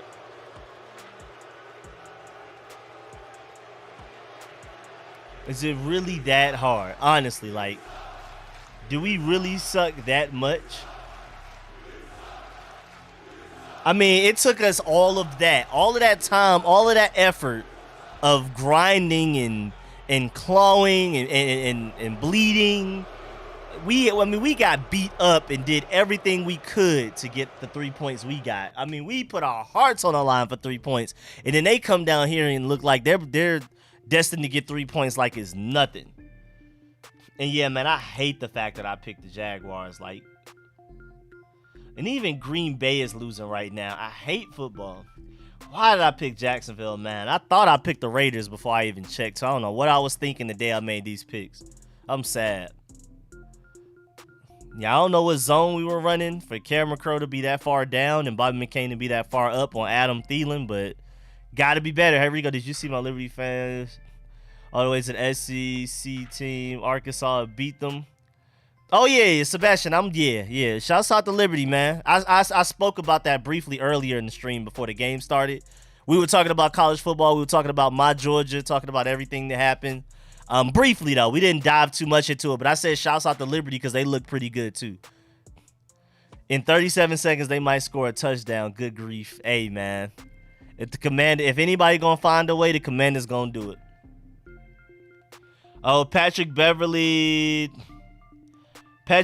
will not play due to illness tonight, and Westbrook will still come off the bench. Oh, yeah, speaking of that, man, my boy Westbrook been balling off the bench. I don't know why he wasn't coming off the bench when they first brought him in. I felt like that just was the obvious answer. They're finally doing it this year, and he's balling out. My man Westbrook is like, actually, I'm so happy to see my boy balling again. I got my boy Ant balling. I didn't know Wendell Carter was from Atlanta, literally Fairburn, until just a couple of days ago when my cousin Lyriq pointed it out. So I'm rooting for Scoot Henderson when he comes into the draft. I like Wembayama. He's way more fun to watch and everything. But Scoot Henderson's from Atlanta, so I'm rooting for him when he gets to the NBA. I'm rooting for Wendell Carter now. My boy Jabari Smith for the Rockets. I'm rooting for him. My boy Ant. You know what I'm saying? Atlanta through and through. Rooting for all of them to ball out. But Westbrook is the only non-Atlanta person I'm rooting for heavy because that's still my dog. That was my favorite player in the NBA for a lot of years running. And I'm just happy to see him balling out, man. Westbrook wasn't the problem. Yeah, the games Westbrook missed and they were still losing by 20 was hilarious. I absolutely loved it. I felt like that was perfect. Lose their center and get a delay of game. Oh, that's a good point. They lose their center and get a delay of game trying to replace the center. That's a struggle. The only way the Wizards will win is through the draft. Nobody wants to come to DC, which is sad because DC is a great city. Even me being from Atlanta, I can recognize DC is a great city. It's one of the main reasons that that the Commanders are worth so much. It's not because of our winning. It's not what we've done on the field. The Washington, D.C. market, the DMV, is just a great market. It's a great city to live in. And it's just like, I'm surprised that it's so difficult for us to get free agents in football and for y'all in basketball. And we got an interception. Yes, sir. Yes, sir. Let's get it, man. We needed that. Boy, we needed that, boy. Boy, we needed that one, bruh. Great play. Was that Benjamin St. Juste that broke it up? Who broke it up? Was that Benjamin St. Juste that forced the interception and then Danny Johnson caught it? I told y'all Benjamin St. Juste is going to get better and better and better. You dropped me off in Maryland right now without a phone. I'm lost. Washington is 4-0 and they forced a turnover this season. Okay, y'all. Washington is 4-0 when they have forced a turnover. Let's see what happens. But I was telling y'all even after that first drive that Benjamin St. Juste had good coverage, and a few of y'all were with me. Rich was saying it too. Benjamin St. Juste had good coverage. Leave him on Justin Jefferson. Let him learn. Let him get better. And that I appreciate Danny Johnson for catching the interception, but that play was Benjamin St. Juste more than anything else. Man, when we get this QB, it's scary. I mean, our defense is ready. Get Chase Young back. Get a franchise quarterback. We're going to be a problem, literally. But it's sad because that's what we've been saying for years now. Ooh, wait till the Washington football team gets a quarterback. Wait till the Redskins get a quarterback. We've been saying that. He said it's cool. Nah, DC is a great city, man. Definitely top 10. Definitely top 10 in America. I mean, y'all know I'm biased. New York and Atlanta and LA. Outside of those three, I can't imagine really, living anywhere else long term. Atlanta's home, plus there's a lot of stuff to do. LA, well, I would put Atlanta second over, even though I do love LA. LA for the culture and the music and the weather. And then New York's my number one. Even though people-wise, New Yorkers probably get on my nerves more than anybody else as a whole city, personality and people-wise. I just love the city. I just love the city. But yeah, I think DC, man. I think DC is a great city. I think DC is a wonderful city to live in, especially as like a rich person. Like you're an athlete that plays for a football or a basketball team. I think it's great. I'm not sure if it's necessarily Atlanta, because I mean, especially if you're a black rich person in Atlanta, it hits so different. Like I can't even imagine like that. Gotta be crazy. But DC, I don't understand. I would say DC is at least top 10, maybe even top 5 places to live, especially with money. And again, I mean, I have no reason to be biased towards DC. I think DC is great. It's just really weird that we can't. Well, either sports team can't really get free agents, but I think it's more so on the field for both. Wizards on the court, and then Commanders on the field, and Dan Snyder. I think once all of that is fixed, when the Wizards start winning a lot, and then when the Commanders start winning, maybe get a quarterback that can looks like a franchise guy that we can believe in. I think we'll start getting free agents, because it's not the city. It's not DC. I mean, maybe you have some people that hate snow, but people love going to New England. People love going to New York and stuff, so snow shouldn't stop you from, everything else. I don't think people hate snow that much, and plus y'all get less snow than them other places anyway. You'll hate it in about a week. Golly, man. What's good, Yoshi? Appreciate the donation. I'm trying to defend DC for y'all, man. I mean, I have no reason to, but I'm trying. What's good, Yoshi, man? Appreciate that, man. Nah, but honestly, though, I do like one of my favorite field trips that I ever went on throughout school was when I was in middle school in Atlanta. We took a trip to DC. That was probably the favorite field trip I've ever had. That was so fun. Even just the ride up on the bus. I love DC. And then y'all, like all y'all like zoos and museums are free. That Air and Space Museum is a classic. The African American Museum is dope. I like it. I like DC. Rico, North-South DC is even... Oh, yeah, North-South DC is the spot now. North-South DC is insane. Yes, that's that spot, man. Thank you for reminding me of that. Rich from North-South DC, he know. Who do you have winning the Heisman? I think if Hendon Hooker ends up balling out for the remainder of the season, he should still get it. Because I feel like we would make any quarterback look terrible. I think Georgia would make any quarterback look awful. Plus, he had a lot of pressure on his face. A lot of his inaccurate throws came from him getting hit by a defensive lineman or a blitzing secondary player. Yeah, North-South DC is crazy, bro. You might want to watch out, Redbone. It's crazy out there. You might want to watch out. But I would probably still go Hendon Hooker. I respect him. I felt like he made some plays against us to where if they don't have Hendon Hooker as their quarterback, we probably shut them out. And they don't score a point. I think Hendon Hooker honestly kind of carried them to a few of those points. So I just think any quarterback, I think we will make CJ Stroud look just as bad. I think we will make anybody, like I said, Bryce Young is the quarterback I'm most afraid of. I feel like that's the only guy that can dodge 3 sacks and throw a 50-yard bomb off his back foot. Like it's nothing. So it's just like, I think Hendon Hooker should still get it, though. I think our defense just makes anybody look silly. You ain't never been to North-South DC DMV representative? No, y'all ain't never been there? Oh, y'all missing out. DC area has the wealthiest black folks in the country, according to stats. NYC terrible people, though. One of my best friends live there. Not a good place to live. Atlanta is 3rd. Miami is 2nd. LA is 4th. Okay. That's an interesting way to rank it. I feel it. The museums are for tourists. Yeah, but I mean, I like museums, so maybe that's why. Maybe that's why I rate it a little bit higher. I do think being black with money, Atlanta's the best city. Like as far as things to do and like opportunities. And then just culturally, Atlanta's just my favorite city. Personality, accent, all of that. Women, everything. But New York City ignoring how much the people get on my nerve. City-wise infrastructure, train system, things to do, events, parades, festivals, like the Caribbean Day Parade, all of that, Dominican Day Parade. And New York is my number one personally. Again, I just wish the people were better.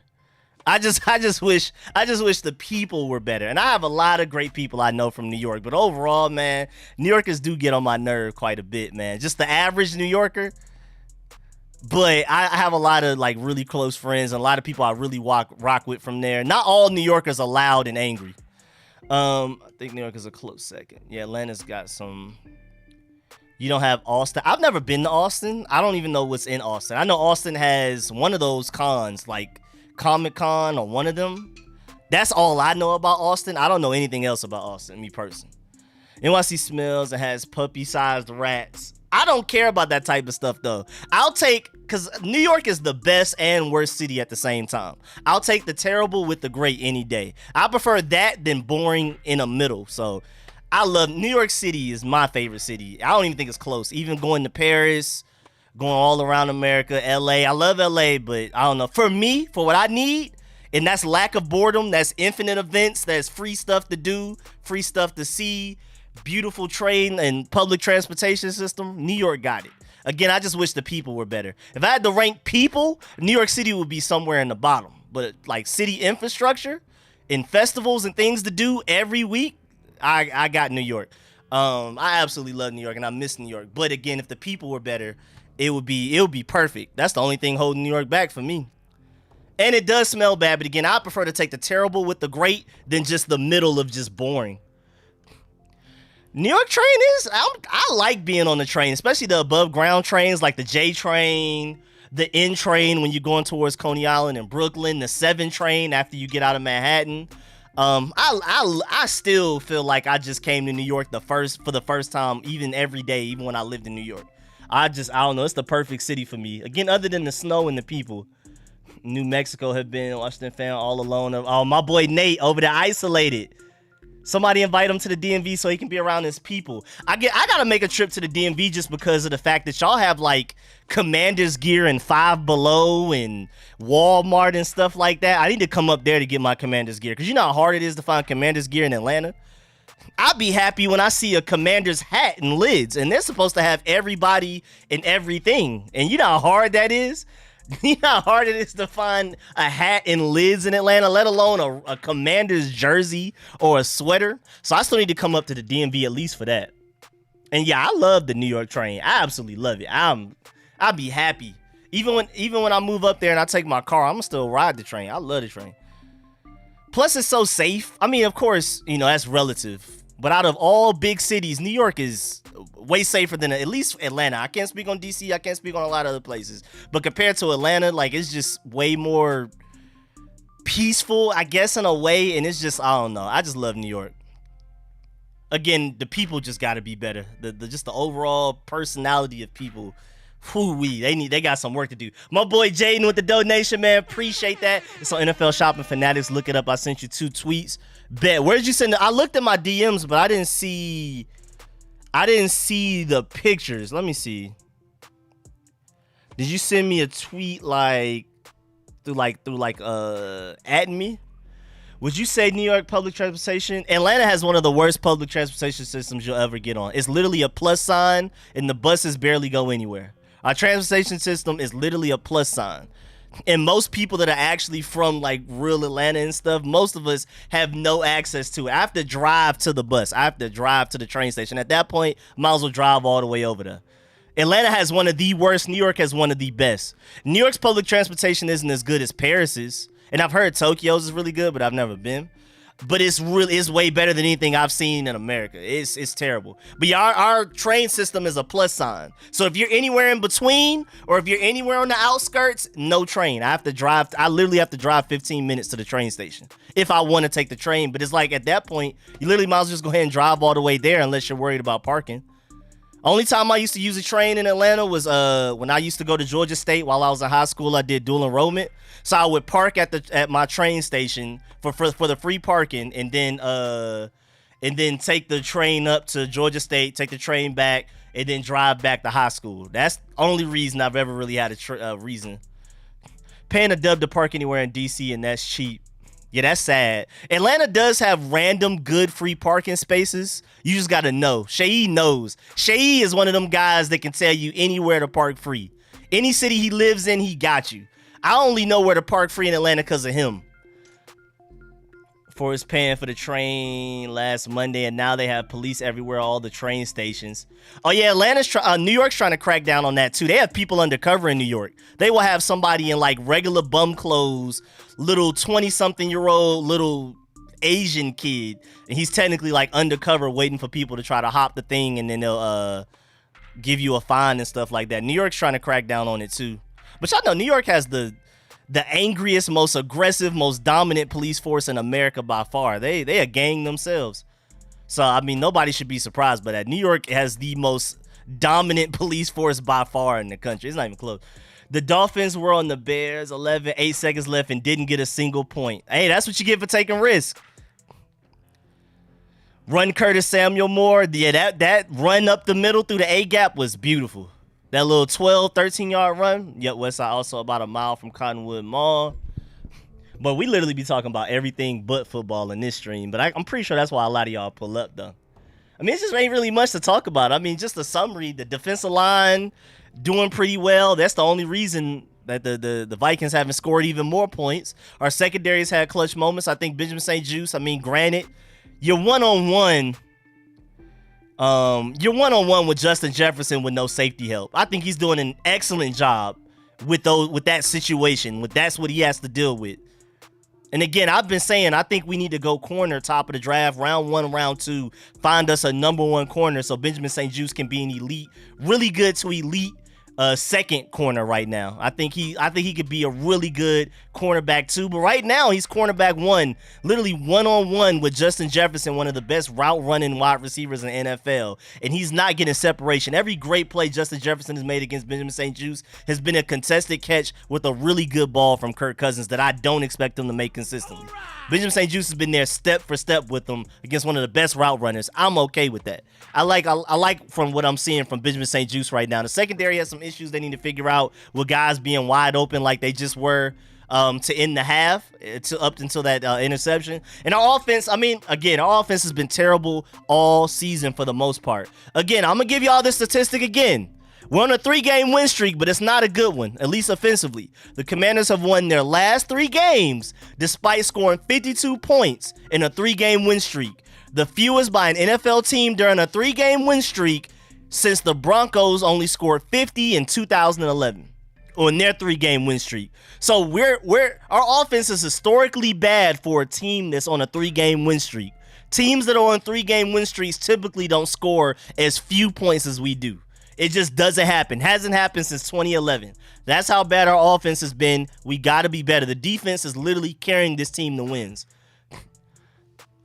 St-Juste is a number 1 for me. He's getting better weekly. I really hope so. I think he can be. I think he has the potential. I like him as a number 1 potentially. I just think ideally, if he's your number 2, you have an elite cornerback duo. And I think Kendall Fuller may be gone after the season to save us some money to potentially pay, oh, yes, sir. Thank you. There we go. Antonio Gibson. That's what we've been waiting for. He was talking about this in interviews. He said he's going to get one. And that wasn't a touchdown, but we needed that, man. Offense, do not let that momentum fall. Do not lose that momentum, offense. Antonio Gibson just got you all of that momentum coming out of halftime. You need to capitalize. Can we please go get 7 points and take the lead for this game? That Benjamin St-Juste forced incompletion that led to a Danny Johnson interception, and then that kick return, we have all of the momentum right now. We don't have the lead, but we have the momentum. Come on now. Don't let everybody down, offense. Our defense is doing what they got to do. Bend but don't break. Again, Benjamin St-Juste is balling today. Even though Justin Jefferson's gotten the best of him a couple of times, he's been right there with great coverage every time. I'm not mad. Oh, man, Cordero Patterson's having himself one of them days. Oh, I'm so glad I have him in several fantasy leagues. My boy Jaden with another donation. Appreciate that again, man. Sean Taylor, Washington Commanders, Nike retired player, RFL CTV limited jersey black. All right, I'm going to have to go look that up.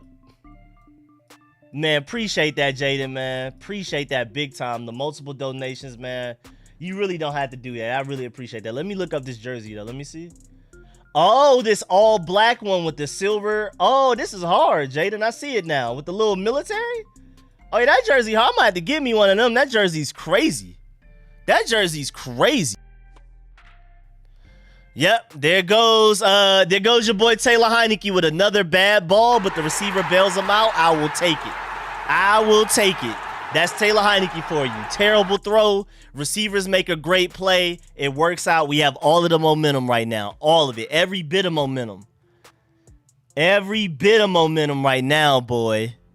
Golly, great catch by Curtis Samuel. Not a good throw. I always want to tell Taylor Heinicke to stop making throws like that, but it ends up working out. That was a terrible idea. I mean, literally, if Buddy doesn't run into the ref literally stopped that from being an interception. The ref literally is the reason we caught that. That is crazy. That is literally the ref's fault. Oh, wow, man. Shouts out to the refs, man. Shouts out to the boys in the black and white. Yes, sir. Ref's on point. Check in the mail, ref. Somebody make sure that ref is eating good tonight. Somebody make sure, one of y'all in the DMV, make sure y'all give him a nice, good meal after the game. Because he deserves it. Somebody open y'all house to him, bruh, because he deserves it. Body up, just like how we drew it up. Just like how we drew it up. Curtis Samuel, run your route. Make sure the referee takes the defender out the play. Good play by the ref. Yes, sir. Nice way to put your shoulders into it, too. Nice way to put your shoulders into it, too. Way to run them over. Yes, sir, man. Yes, sir. Taylor Heinicke, don't ever do that again. But yes, sir, man. Check in the mail, ref. Make sure one of y'all in North-South DC get them a nice meal on a plate after tonight, man. Man, the way the kids kept doing the sturdy on me after I scared them Halloween. What is the sturdy? You talking about the New York stuff, ma? Or are you talking about the gritty? Were they doing I think they were doing the gritty, ma. I think you talking about the gritty. There is no the sturdy. The sturdy. Like, there's no doing that. Getting sturdy is a whole combination of dances from New York. That's like a whole bunch of dances. If you're just doing anything New York, you know. I think you talk about the gritty, ma. Talking about the dance that Marley does, right? That's the gritty. That's the North-South classic. I'm telling you. Now, Heinicke is definitely a waiting heart attack. Nobody with a faint heart should ever watch Taylor Heinicke play football because that was a terrible throw. That was an awful throw, but it works out.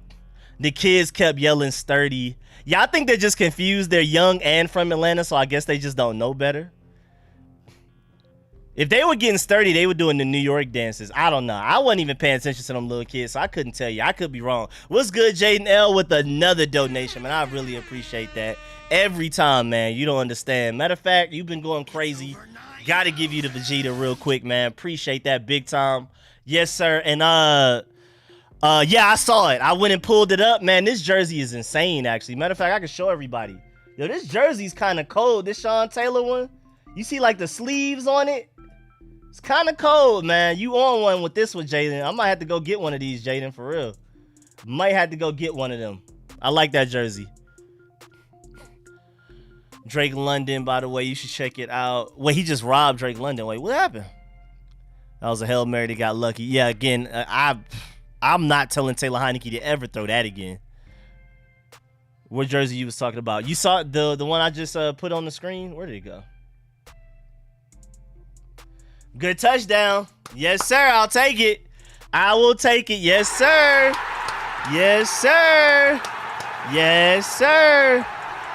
Yes, sir. Get sturdy, Curtis. Now, Curtis Samuel is from Brooklyn, so he should be getting sturdy. He should literally do that. That jersey's crazy, man. Shouts out to Jaden L, the one that's been doing all of the donation. I only know that jersey exists because of him. He put me onto that jersey, so make sure y'all shout him out. I don't know what I just did with the link. I just had it. Where'd it go?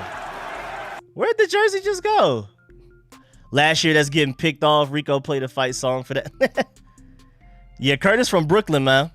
Curtis from Brooklyn. He has every right to get sturdy. That's his dance. That's literally his dance. Let's get it, man. Look at us, man. We doing something. We got the lead and everything. Yes, sir. Shouts out to the ref. Shouts out to the 12th player on the field. We needed that. Shouts out to the 12th man on the field. We need that. Oh, I'm sorry, Mom. You said I don't see the. Okay. Man, we gotta definitely make sure y'all get a refs whatever they want after this game, man.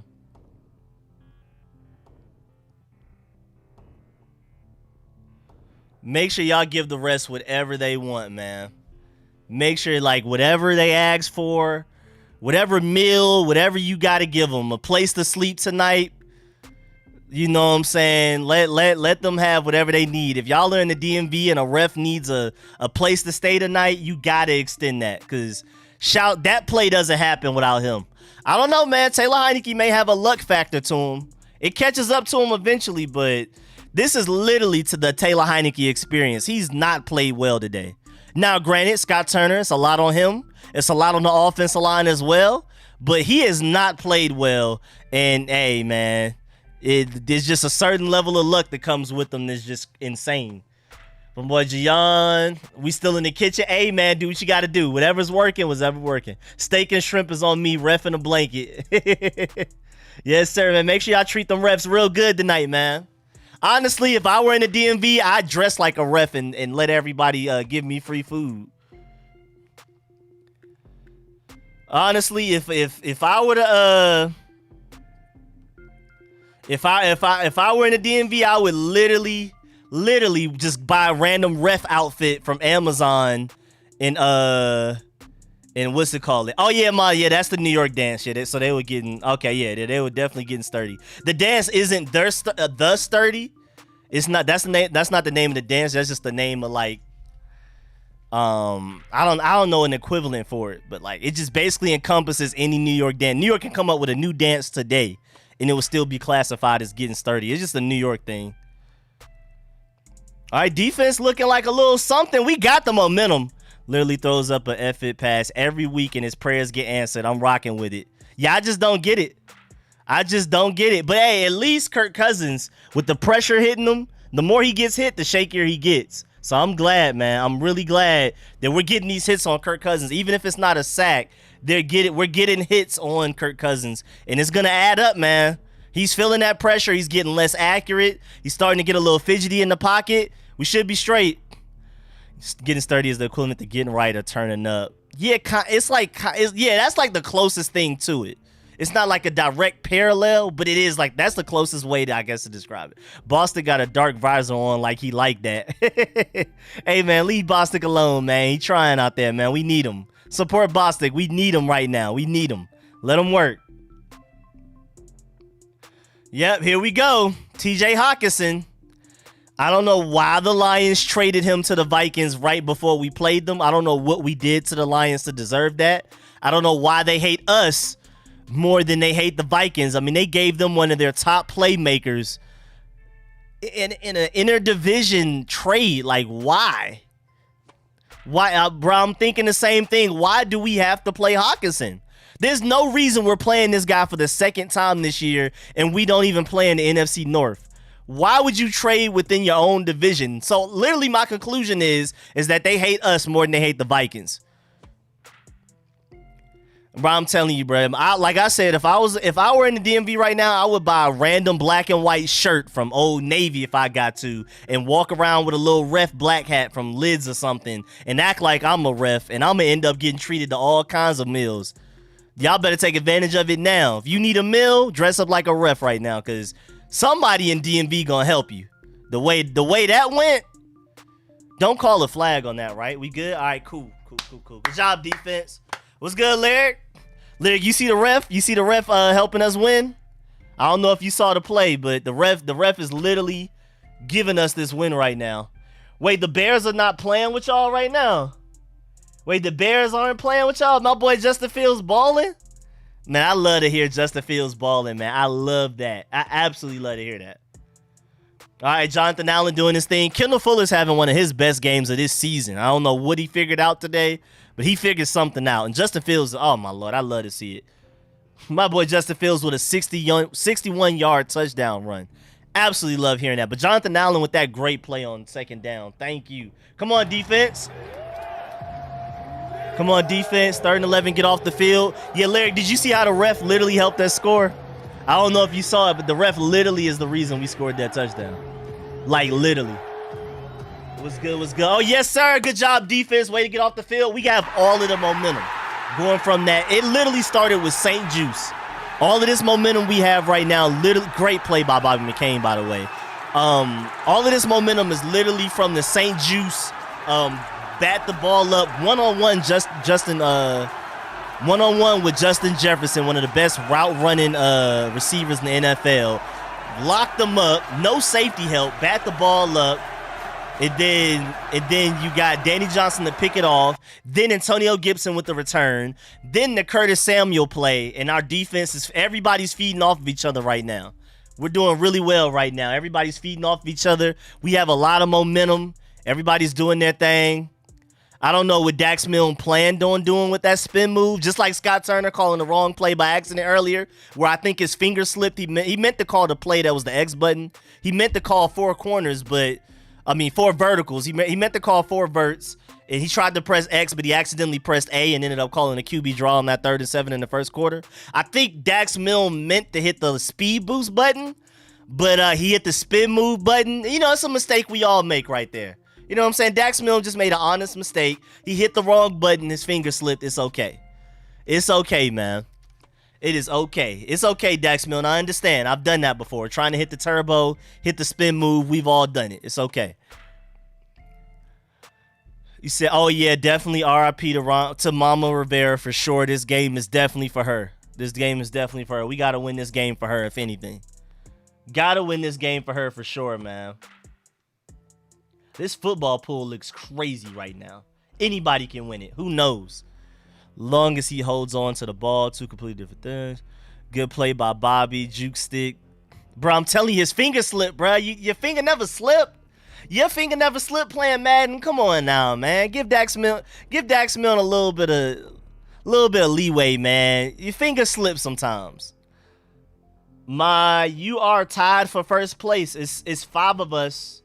It's 5 of us with 6 right now, so who got ball right now? We have the ball. The Vikings just punted it to us. We have the ball and the lead. Ooh, the Packers just got an interception. I need that because I picked the Packers to win, and that's making me lose the pool right now. Deep shot to Diami. I mean, it'd be nice. Dax don't have that button on his controller. Oh, yeah, he don't have the speed boost button. That don't even. It's broke. It's broke. It's completely removed. It's taped up. Hanging by a thread. Yeah, Dax Milne, you right. That's my fault. Dax Milne does not have a turbo button. Okay, Jacksonville coming back. Now I don't feel as stupid for picking them because they were down like 20-0 at some point. I know at least 17-0. Now they're coming back. Jacksonville can take the lead. I'm good in the family pool, man. JD McKissick is hurt, right? Let me go look. I forgot I can tell y'all who's inactive for the game. Who's hurt, who's not playing. We have Jahan Dotson with a hamstring injury, Cole Holcomb with a foot injury, David Mayo hamstring, J.D. McKissick neck, and then Cole Turner, Chris Paul, and Shaka Toney are all out as well. Cosme is he's technically on the injury report due to an illness. I think he could have technically played if we wanted him to, but they were just like, it's not worth it. All right, offense, come on now. Not a good start with a 1-yard run, but, you know, we have momentum. Keep it going. Man, Aaron Rodgers is not looking good, man. The Packers just got an interception, and Aaron Rodgers gave it right back, like immediately, like hot potato, like I don't want it. Man, I'm so happy to see Justin Fields balling out. Y'all don't understand, man. Y'all do not understand, man. I want him to go crazy. Want him to go absolutely crazy, man. Shouts out to that ref, though, man. We gotta remember to shout that ref out, man. Great play by Antonio Gibson there. I hope he's not banged up. But great run by Antonio Gibson right there, man. I'm telling you. Love Brian Robinson, but Antonio Gibson is still our best running back. I think Brian Robinson, once he fully recovers, we could have somewhat of a debate. But right now, Antonio Gibson's our best running back. He's our best running back right now. Love Brian Robinson. But he's not 100%. You can kind of tell. That's why we've been getting him less and less carries for the past couple of weeks. The first couple of weeks, we threw it all on his shoulders. Carry us to some wins. You know what I'm saying? Carry the load. We'll see what you got. And then since then, you could tell he wasn't 100%. So we've been, you know, kind of taking a little bit of the load off, letting Antonio Gibson run it a little bit more. But either way, I love this two-headed monster we have a running back. The Thunder and Lightning. Even though Antonio Gibson's kind of both. Like, Brian Robinson's Thunder, but Antonio Gibson is Thunder and Lightning as well, man. Stop sleeping on Antonio Gibson's power. He's literally built like a middle linebacker that runs a 4-4 something, 4-3 something. Like, we got to... Yes, sir.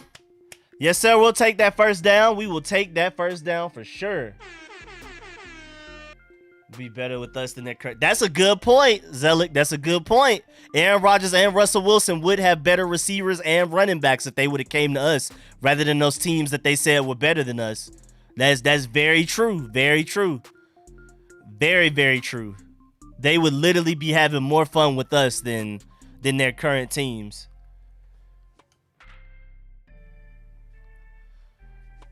Can someone say momentum, bro? We have big time momentum. We're figuring something out right now. Now, I don't, you know, it does suck that as soon as Brian Robinson comes into the game, the holes are clogged up. But when Brian Robinson's in the game, they kind of expect us to run the ball anyway. So they had 6 in the box and they just shot the gap. They didn't even like wait. They didn't even look to see if we might be throwing it. They literally shot the gap immediately. Defense has been top tier this game. They've been top tier this whole win streak. Our offense has been awful, historically awful on this 3-game win streak, but our defense has been carrying us and it's been working out. All right, so Taylor Heinicke starting to get into a rhythm, man. We starting to get into a rhythm right now, man. My fault, I clicked the wrong button. My boy, Taylor Heinicke is starting to get into somewhat of a rhythm. Starting to get into a rhythm. Great throw. Great, man. Getting Terry involved is always the answer. He's always open. He was getting hit as he threw that too, man. Way to stick in the pocket, man. That boy Taylor Heinicke will take a hit. Thank you for that, Terry McLaurin. I love how Terry McLaurin acted like nothing even happened too. Like he gave the ball to the ref like, yeah, I just do this. I love that. That's one of my favorite ways to talk trash. To act like you always do something and not over celebrate. Love it. That man is wide open for a reason. Nobody on this team can cover him. And that did look like a rough in the passer. Wasn't that helmet to helmet? Was that helmet to helmet? Am I tripping? I don't know. That looked like helmet to helmet to me, man. Man, that boy Cordero Patterson came back with a vengeance. So we still not talking about 35. What's 35-0? Why has everybody been saying that? I don't know where that came from. What's going on with 35-0? I love seeing Cordero Patterson ball out. I hate the Falcons, but I don't know. I just like him. The way he plays and how unique of a player he is. Panthers, Bengals at half. Oh, okay. Them boys getting dogged out over there. But I think, yeah, the Panthers scored, I believe. I think it was Tommy Tremble, too, the tight end that a lot of us wanted. Okay, Brian Robinson getting a little something going. Okay, getting a little bit momentum. 3rd and 2. Can we do it? Come on, Commanders. Let's go ahead and get this first down. Yeah, I like Tommy Tremble coming out of the draft as well. I definitely wanted him. It's good to see him get a touchdown. Panthers are super rebuilding. They had a fire sale. I'm surprised they didn't trade Brian Burns for 2 first-rounders.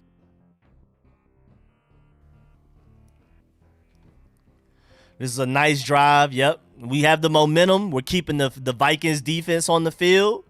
You know what I'm saying? And was that a fullback? If we had a fullback, that was Alex Armah if it was. That was Alex Armah. He's from Atlanta too, so you know I'm always rooting for Alex Armah when he comes into the game. But that's just a little.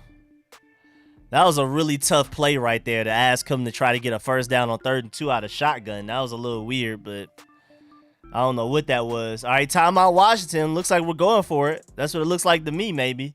Then again, when you call that timeout, I don't know what it means. I don't even know how Brian Robinson got that many yards. That should have been a loss of yardage. He should have never even gotten that close to the first down. But that's literally why Brian Robinson is here. That's why we have Brian Robinson. That play right there. That was a really, really good run right there. Because he should not have gotten as many yards as he did on that. They tackled him basically as soon as he had the ball in his hands. He had to carry multiple people to almost the first down. It looked like he almost had it to me. For real. Supposed to be first down, that 4th and 1. I thought it looked like a first down live to me, but I would have to look at the replay to know.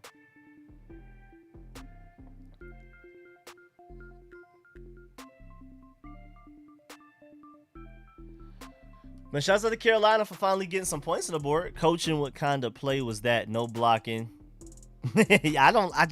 I'm still not a big fan of the runs out of shotgun. But again, according to advanced statistics, they work. But I just I hate it too. I'm right with y'all. It makes me uncomfortable. But literally there are like advanced statistics that show that running the ball out of shotgun on 3rd and short is more effective than running it out of I formation or single back. It's really weird. It's really crazy.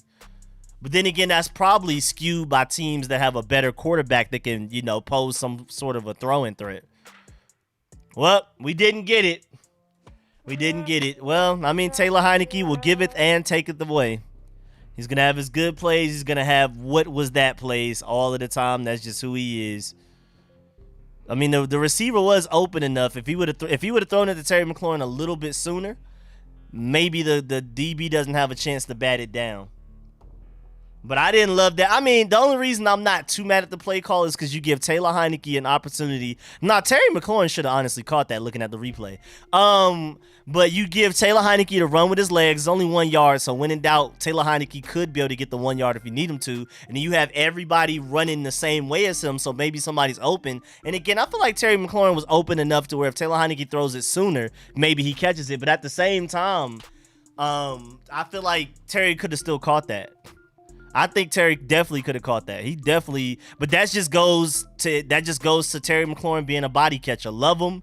Love his contested catch ability, but he just has moments like that where he tries to catch it with his body. And if he went and grabbed that with his hands, we still have the ball on offense right now.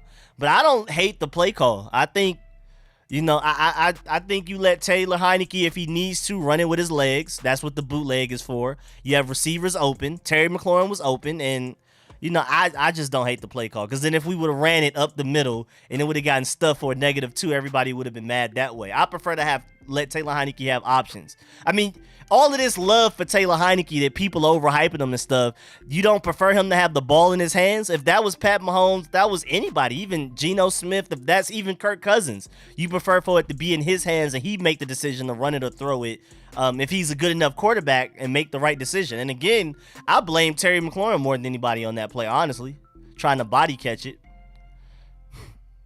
Terry McLaurin definitely should have caught that. But again, I like the fact that Taylor Heineke had the option to run it or throw it. When you have a really good quarterback, which Taylor Heineke isn't, you like the fact that they have the ball in their hands. I like the fact that they have the ball in their hands to make a play. If that's Pat Mahomes, that's anybody. Yeah, and I didn't like burning a timeout and losing the chance to challenge, because I thought Brian Robinson may have gotten there. I was thinking the same thing too. But yeah, if that's a at least average quarterback, top half of the league quarterback, you want them to have the ball in their hands and to make that decision. You know what I'm saying? You want, if Pat Mahomes is our quarterback, we want that play every time. You want Pat Mahomes to decide whether we should run it or throw it. And Scott Turner gave Taylor Heineke the keys, and I felt like Taylor Heineke didn't even do anything necessarily wrong. I would have preferred if he threw it to Terry McLaurin a little bit sooner, because he would have been a little bit more open. But again, Terry McLaurin has to catch that point blank, period. Because if we get the first down, we're screaming and doing backflips like Scott Turner's a genius. Let's go, man. Defense getting a little serious now, y'all. Defense, no running game limits them. That boy John Ridgeway holding it down in that middle, man. I love it. I absolutely love it. Defense just balling up everything. Jack Del Rio likes to keep everything in front of him. He loves to keep everything in front of him. You make sure nobody beats you. and then we'll rally to the ball after that. You know what I'm saying? I love it. I'll take it right now. It's working. And Justin Jefferson, man, you can't get away from St. Juice, huh? You struggling one-on-one with St. Juice, huh? Not working out. One of the best receivers in the NFL, huh? Not looking too good. Yeah, man, that's our boy right there. That's our boy right there, Joe Mixon with 4 touchdowns a half. Oh, whoo-wee, that's disgusting. That's disgusting. So you not having fun going against Benjamin St. Juice, huh, Justin Jefferson? Not easy. Not easy when somebody got arms longer than yours. Not easy when somebody has arms longer than yours, right? Yes, sir. Good job, defense, man. Good job. We'll take it. Go ahead and punt us the ball. Go ahead and punt us the ball. Good job, Benjamin St. Juice, man. Yes, sir. Even though it was more of a drop than anything else, but still, man. It's not, you're not having fun against St. Juice, are you? One-on-one, no safety help, y'all. Let me keep reminding y'all. One of the best route-running receivers in the NFL, if not arguably the best route-running receiver in the NFL, Benjamin St. Juice is covering him man-on-man. No safety help. Pretty much almost all game. That says a lot. I don't think y'all understand. I love that Jonathan Allen play right there. And Jonathan Allen's a dog. He is an all-pro. He better be an all-pro this season. Without a doubt, Pro Bowler. But Benjamin St. Juice is the most impressive player of this game to me. I don't care what y'all say. One-on-one on an island with no safety help against Justin Jefferson is insane. That is insane. You said that was Forrest, was it? That was that last play that was Forrest? I thought that was St. Juice. But either way, St. Juice confirmed on Justin Jefferson has been lockup other than some really good throws and catches that first drive where they scored their only points. Yeah, Tyreek already has 1,000 yards. Must be nice, huh? Hey, man. People thought he was tripping for going to the Dolphins. I thought he was tripping when he said Tua was better than Pat Mahomes, but he wasn't tripping. Oh, okay, so that was Derek Forrest. Either way, though, I'm happy to see Derek Forrest balling out as well. But, yeah, again, my point still, Benjamin St. Juice has been on Justin Jefferson man-on-man a lot of plays. And, again, that interception we got at the end of the end of the half right there, right before the end of the half, that was Benjamin St. Juice batting the ball up, Justin Jefferson, Danny Johnson with the interception. And we haven't lost momentum since. We've had momentum literally ever since. So I love it.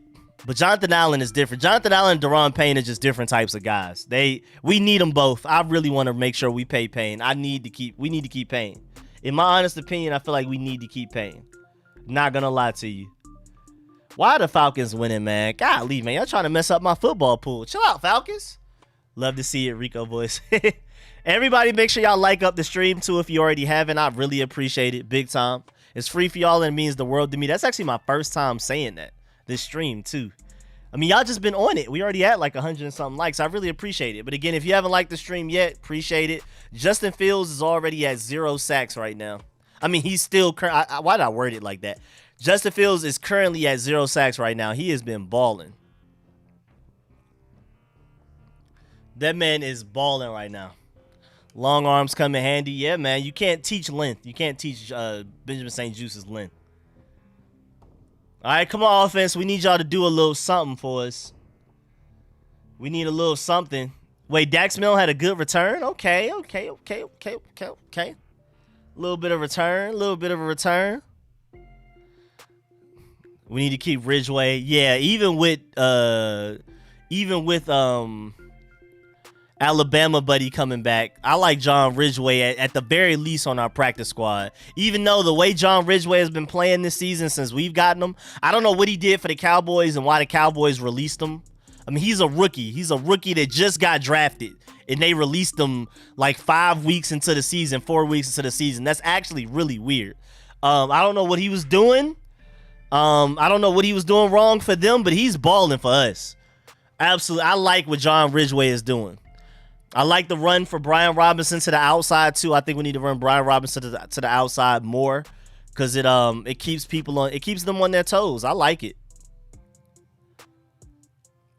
Man. Cowboys wanted him on the practice squad would be took him. I mean, there's no way he couldn't make the team right now. There's no way he can't make the way he's playing right now. He should not be on the practice squad. I believe so, but maybe I'm tripping. I like what I'm seeing from John Ridgeway. I can't wait to get the Alabama boy back, but I'm liking what I'm saying from John Ridgeway as well. I think our defensive line is stacked. All right, 3rd and 2. What we doing, man? What we doing? Joe Mixon 5 touchdowns. But whoever has him in fantasy, I hope I'm not playing him. I hope I'm not playing against whoever has Joe Mixon in my fantasy leagues. Yeah, man, I really hope. I hope Fedarian Mathis comes back and balls out. But I like what I see from John Ridgeway as well. I like Fedarian Mathis more, of course, from what I've seen so far. But I think John Ridgeway has played well enough to earn a spot on this team for sure. I think he deserves a spot on this team.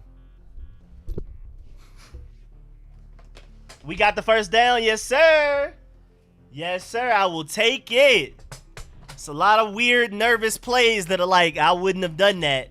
That's not the play I would have called, but it works. Good throw by Heineke, I guess, and good catch by Curtis Samuel being wide open. Got to put Gibson. Got to run Gibson. Great catch by Samuel. Yeah, with the defense tired the way that they are right now, I would play more Gibson to make them more tired, to make them have to use their legs and keep up with Gibson type of thing. So, yeah, I mean, I like what I'm seeing from Brian Robinson, and I like the fact that we're going back and forth. But I definitely want more Gibson right now as well. I agree. Baker Mayfield's in the game. What happened to P.J. Walker? I was hearing that he was balling out, and he may get a starting job next year. What happened? Did he get hurt or he get benched? What happened to P.J. Walker, man? What's good with him? Run the ball, Scott Baker Mayfield in the game, bro. Honestly. Yeah, Curtis Samuel's having himself one of them days, man. Stop throwing in the coverage. That's what Taylor Heineke does best. That's what we love him for. We love him because he loves to throw in the triple coverage and things just work out. He definitely has an element of luck on his side.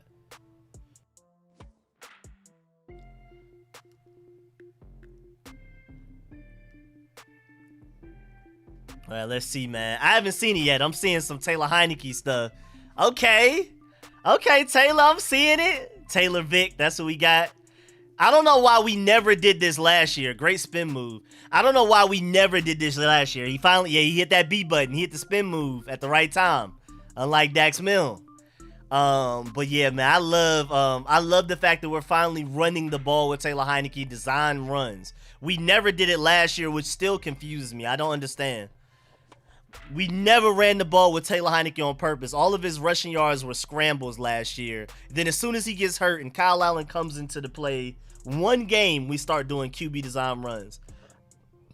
I like the fact that we're finally doing QB design runs with Taylor Heineke. Should have been doing it all last year. Maybe would have won a couple of more games. That was a great spin move, man. I love that spin move. Boy, Bills, don't mess around and lose to the Jets, man. Y'all keep playing. Yeah, that boy Ron wasting timeouts. You don't believe we could pick up 3rd and 1? I don't like that challenge either. You feel like we couldn't have picked up 3rd and 1 ourselves? We only have 1 timeout left now. Yeah, I don't like this. I don't like this. I honestly don't. I'm not feeling this. Nick Ackers said that Ron Rivera called that challenge just so we could look at the spin move 100 times. If that's why he did it, I'm down for it. That's the only positive. But again, I think we're straight. Like I feel like we could have just gotten the 3rd and 1. Honestly, I think we could have just picked that up ourselves, but you know it is what it is. I think that is a bad challenge, but I like the fact that we get to see the Taylor Heineke spin move over and over again. If that's why he did it. You know what I'm saying? If that's the positive, I'll take it. But yeah, that's a bad challenge though, because even just to not have faith in your team to pick up that 3rd and 1, even if it is actually a first down from Taylor Heineke, you got to have faith in your team to be able to pick up that first down, man, honestly.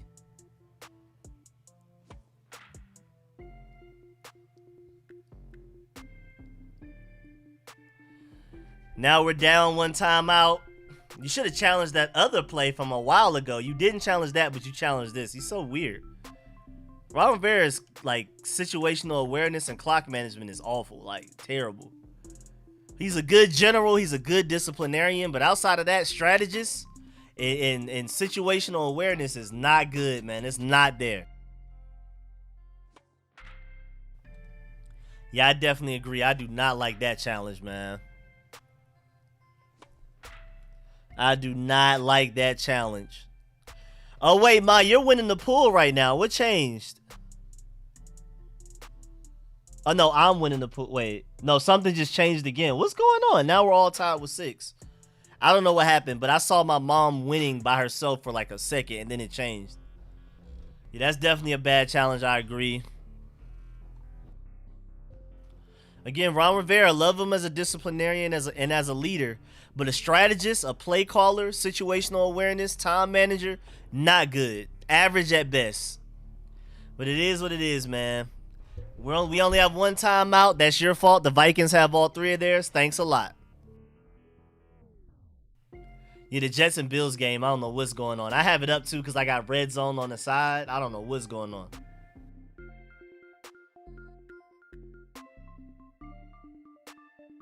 That's a good point as well. Why would you rest the Vikings defense? Now they have time to rest and think about what they're going to do. I prefer to run hurry up offense right now, honestly, if anything. So yeah, there were a lot of negatives to that challenge. And again, I just felt like we could just get the 3rd and 1 ourselves, so why challenge it? We'll figure it out. We'll get it ourselves. We'll get it ourselves anyway. Yes, sir! That's my boy, right? That's my boy, right? Yes, sir. I love the play call to my boy, Armani Rogers. Yes, sir. I'm so glad he made the team, y'all. Y'all don't understand. That's my boy, Armani Rogers. My boy. Yes, sir, man. We need to use him more, bro. He's an athletic freak, bro. He literally has Darren Waller athleticism and potential. I love it. I mean, we completely just didn't block that first guy and depended on Armani Rogers to make him miss, and he did it. That's crazy. I mean, that play call right there, we literally were like, Armani, we're going to give you ball in the backfield. We're not going to block the first guy in your face. We're going to make you earn it. You're going to have to avoid this guy. He said, Rico put me on. I appreciate it, man. Yeah, that man, hey, man, my boy Armani Rogers, I better stop playing with him. And then that trick play, whatever that was, yeah, Taylor Heinicke overthrew him dramatically. I think Taylor Heinicke probably would have hit him if it weren't for the trick play, though. Like, that was a normal play. He would have probably thrown the ball sooner because by the time he got the ball, it was already late. So that's not really his fault. I think he overthrew him kind of like well, at least let me not, throw an interception here. By the time he got the ball, it was too late to really throw the ball to John Bates. He was already too far out of bounds and all that. I think Taylor Heinicke just kind of overthrew that on purpose to get rid of it. In my opinion, I could be wrong, but that's what it looked like to me. Bro, I'm telling you, Armani Rogers literally has Darren Waller potential. I'm telling y'all, I'm trying to tell y'all. He's got it in him. We just need to develop it. He literally just started playing tight end for the first time in his life in like March or February. So he's still learning. But he's already a better blocker than I expected him to be at this point. He's better at catching the ball. And I'm not surprised. The thing I'm least surprised by is his running. Because, again, he's literally Darren Waller. If we're talking about athletic profile, speed, strength, explosion, length, all of that. Literally Darren Waller. But we just got to work on a lot of stuff. Got to work on a lot of stuff, man. Oh, I will take the bailout. I will take it. Shouts out to the refs today, man.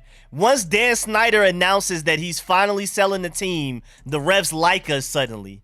The refs suddenly like us when Dan Snyder announces that he's actually selling the team. I told y'all, the reason we don't get calls, the reasons that the refs clearly hate us is because of Dan Snyder. I've been saying it for years now. And now that Dan Snyder announces that he's going to sell the team, you got a ref out here tackling, literally bulldozing a Vikings defensive back so we can get a first down. Appreciate that, Keo, man. Appreciate you pulling up and subscribing, man. I really appreciate that. I don't know if it's for the football, if it's for me, or for the dogs. Either way, I appreciate you, man. Appreciate you pulling up. But yeah, man, I don't think it's a coincidence that the refs finally like us when Dan Snyder says he's selling the team. And I've been asking for fairness. I've simply just been asking for the refs to be completely fair and even. Now it looks like they're even on our side a little bit with the way they took out that Vikings DB for that Curtis Samuel catch. He said, stop it. Bruh, man, that boy, all it took was for Dan Snyder to say, all right, I give up. for the refs to be like, all right, now we can actually call Commanders games equally. And bruh, after the wait, bruh, hey, we need to hire that ref, bruh. We need to hire that ref, man. He needs to ref every game for us the remainder of his career. Like I said, if you're in the DMV, which I'm pretty sure most of y'all are, I'm not. But if y'all are in the DMV, man, and that ref needs anywhere to sleep tonight, needs a nice warm meal, make sure you offer it up to him, cause boy, cause we need that. We need him back. We need him to be like, oh, okay, when I do good things for the Commanders, I get fed. So let me keep doing good things for the Commanders. You know what I'm saying? Keep that rapport going. Let's build up some rapport with that ref. We gotta move my TV into the kitchen. Hey, Joan, we need it. It's working. You're one of the MVPs, man. I'm telling you. I actually like the play calling, not the screens, though. The Dan Snyder curse is almost lifted, bruh. It's almost just off of him saying that he's willing to sell the team. The curse is slightly lifted. It may not be all the way lifted yet, but Lord, man, it's right there. Sauce for defensive rookie of the year. I love Sauce Gardner, man. I'm so happy to see him balling out the way he is. He's just one of them ones, man. He's just one of the ones. I'm so happy to see him. Now, honestly, he is getting the benefit of the doubt on some of the calls. He's already getting some LeBron like no calls where he'll pass interference and they won't call it. That's how you know you're a superstar. Even as a rookie, when the refs give you good calls, he's getting the LeBron treatment already, but he's still locking up even beyond that. Rico, what do you think people will say about the Commanders if we win? They're gonna doubt us. They're still gonna doubt us. I mean, the Vikings are really good. Granted, they only have one loss on their record, right? Yeah, they're 6-1. So they're going to congratulate us and say we played well and all of that. But we're still going to be underdogs going into the Eagles game. But maybe we will earn a lot more respect after beating the Vikings. So let's see. Let's beat the Vikings. We'll see. But I mean, I think we will earn a lot of respect, but we'll still definitely be underdogs going against the Eagles, especially in Philadelphia. But I do think we will command a lot more respect. 4-game win streak. I think if we beat the Vikings, that's our first quality win. I mean, I know a lot of people want to say a win is a win, but we barely beat the Bears. Only beat them because of a muff punt. They're not even that good. And Justin Fields literally like missed open touchdowns. They should have scored way more points than they did. FL bought a helmet. You know, I'm not trying to look at the negatives, but like honestly, a lot of crazy things went right for us to beat the Bears. Same thing with the Packers. Receivers dropping open catches for first downs on third downs and things like that. Barely beat them. They muffed the punt. We got 3 points off of that. And then the Colts game, our offense was abysmal until the last 5 minutes. I think this Vikings game is the first, okay, the Commanders might really be on to something right now, win. And it's going to make the NFC East look like the best division by far in football. The NFC East is already undisputed the best division in football. But we beat the Vikings, who are 6-1. We're in last place in the NFC East, 5-4, while other teams are 4-something, number 1 in their division. I mean, the Packers just don't have the same respect. I mean, I know they have Aaron Rodgers. They have a lot of talent, but it's not the same, you know what I'm saying? It's not the same, oh, let's watch out for the Commanders. You beat the Vikings, we get respect. We're still underdogs going against the Eagles, but we get respect. And yes, sir, Dax Milne touchdown. We are balling out, man. Defense, we need you to hold it down because the offense is finally starting to catch up, man. Shout that, y'all deserve it. Great throw from Taylor Heineke. Double team. Great route ran by Dax Milne. Way to dive for the pylon. Great throw right there. Great touchdown. Honestly, that's one of Taylor Heineke's best throws today. I know everybody's going to be so happy about the Curtis Samuel throw, but honestly, that throw was terrible. That was just a great play by the ref and an even better play by Curtis Samuel. That throw to Dax Milne was excellent. I love that throw right there. That's one of his best throws today. Definitely one of his best throws of the season. I don't think y'all understand. Even though it was only technically like a 5-yard throw vertically, the way he had to throw it to the side, that's almost 20 yards. On the run, he had to throw it in a way that, you know, if he threw it slightly behind him, Dax Milne slows down, he gets tackled before the touchdown. If he overthrows him, it's incomplete. So I think people definitely need to give Taylor Heineke his credit on that throw. That was one of his best throws of the day. Honestly, one of his best throws of the season. I mean, the Terry McLaurin throw against the Packers was easily number 1. But that right there to Dax Milne was probably top 5. That throw was really good. Again, if he throws that later, sooner, shorter, taller, behind, ahead, anything different than what he just threw it, that's not a touchdown. It's an incomplete pass or he's short of the touchdown. That was a great throw. But also shouts out to Dax Milne for basically being the 5th or 6th receiver on the depth chart and being able to do what he just did with that route he ran. That route was filthy. Had 2 Vikings players on him, didn't matter. Again, great throw to Taylor Heineke. That was a great play and a great play call. Haven't loved Scott Turner overall this game. Have not loved his play calling overall this game. But he's had like 5 plays where I'm like, okay, Scott Turner's on to something. And that's one of them. My boy Lyriq, my cousin Lyriq. Shouts out to my cousin. I just saw the play with the ref. Checks in the mail. We need to sign him and put him on the line. Appreciate that, Lyriq, man. Appreciate the donation. I completely agree, man. I'm telling y'all, all y'all in the DMV need to give him a warm meal and a place to sleep tonight. Y'all need to celebrate him like he's the head coach. I'm telling anybody y'all in the DMV, y'all owe this team. Y'all owe this team that, man. Y'all better do whatever y'all can to celebrate that refs, man. Y'all need to throw that man a parade tonight. Yeah, that challenge was still bad, but hey, we recovered from it. We're all right, but it does suck to only have 1 touchdown. My boy Joan, I'm telling you, that kitchen is powerful. You might want to play the lottery from that kitchen, man. I'm telling you, that kitchen is serious. I'm not gonna lie to you. Oh my Lord, and the Packers are selling me. Why are y'all so bad? I hate y'all. But yeah, back to my point, the NFC East is literally the best team in the NFL. I mean, even if the Cowboys and the Giants were to lose, we're 5-4, we're still easily in last place. There's teams out here, there's divisions out here with a team 4-4 that's first place right now. We're 5-4 last place. We're literally the best division since the merger. If you go look at the statistics, ever since the 1970s, when we actually formed the current NFL the way it is set up today, this is the best any single division has ever been in football. And this is the first time that a division may send 4 teams to the playoffs ever in one season. It's crazy. And shouts out to Bobby McCain for that play right there as well. Come on, defense, keep the momentum up. Let's go. Let's get this ball back. Let's put 24 in their head.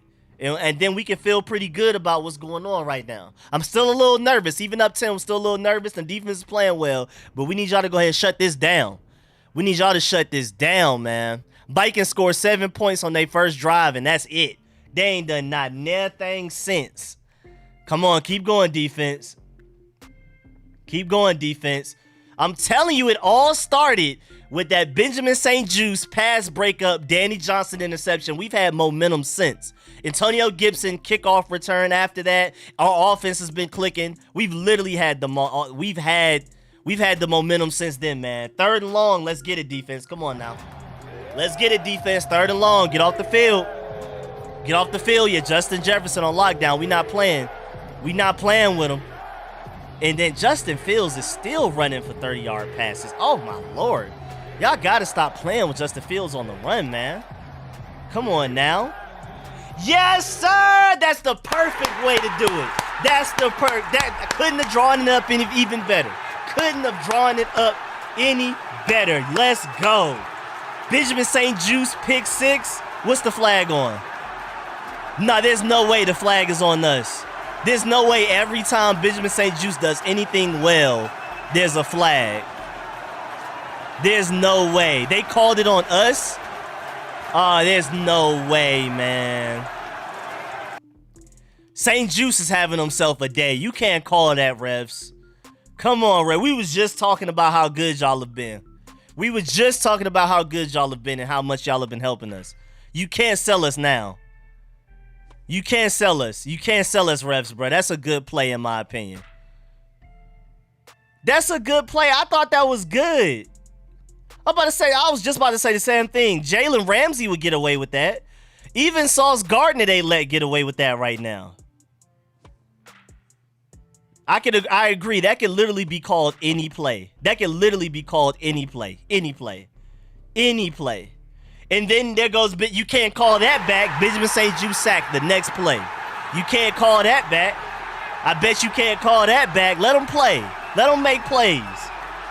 I hope he's talking trash in French too. I hope he's talking straight French to Justin Jefferson. Justin Jefferson don't know what's going on.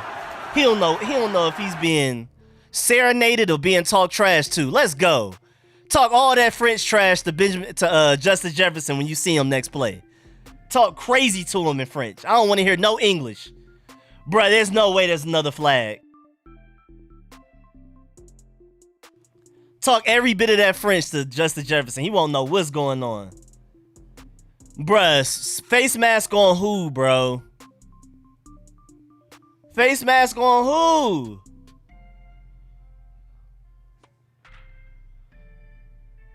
Face mask on who? Wait, what's going on? What ref? What call? What call? No foul? Okay, so it's 3rd and 7.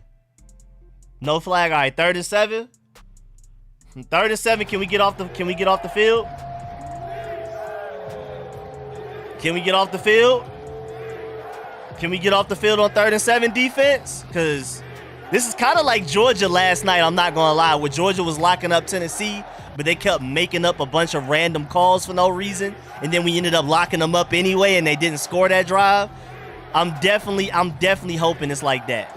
I'm definitely hoping we're doing that right now. We kind of sold a couple of times with some penalties, even though I think the refs are cheating, though. And then we lock them up anyway. That's literally what Georgia did against Tennessee before they scored that first touchdown. Before we ended up fumbling and giving them the ball back. All right, what's going on, man? What we doing right now? Talk to me. And then they get him. And then they get Benjamin St-Juste right after that. Wow, man. Dang, man. But Kirk Cousins is hurt, though, so watch out. That was a great throw, man. That was an excellent throw.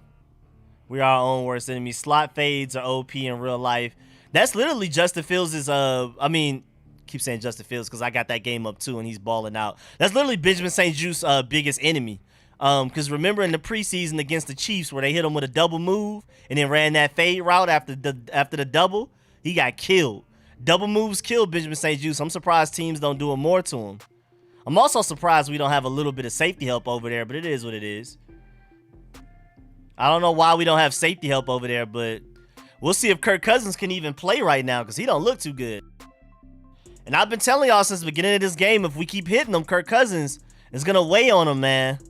It's going to weigh on him. Yeah, but that was literally a pick six, though. Like, the refs literally hate it. The refs gave us one by taking that player, that Vikings DB out the play where we had the Curtis Samuel catch. But then they gave it right back with taking away our pick six because that was literally a pick six. Literally. I didn't see enough of a, like, chaotic play, enough holding contact for them to take back a pick six. You got to let them play, man. But yeah, I agree. I feel like Benjamin St-Juste should have had safety help there. The slot fades are killing, man. Slot fades kill any NFL team. Got to play safety coverage ahead of the scoreboard. Bad play call on Jefferson there. I agree. It's like, what do you really expect Benjamin St-Juste to do right there?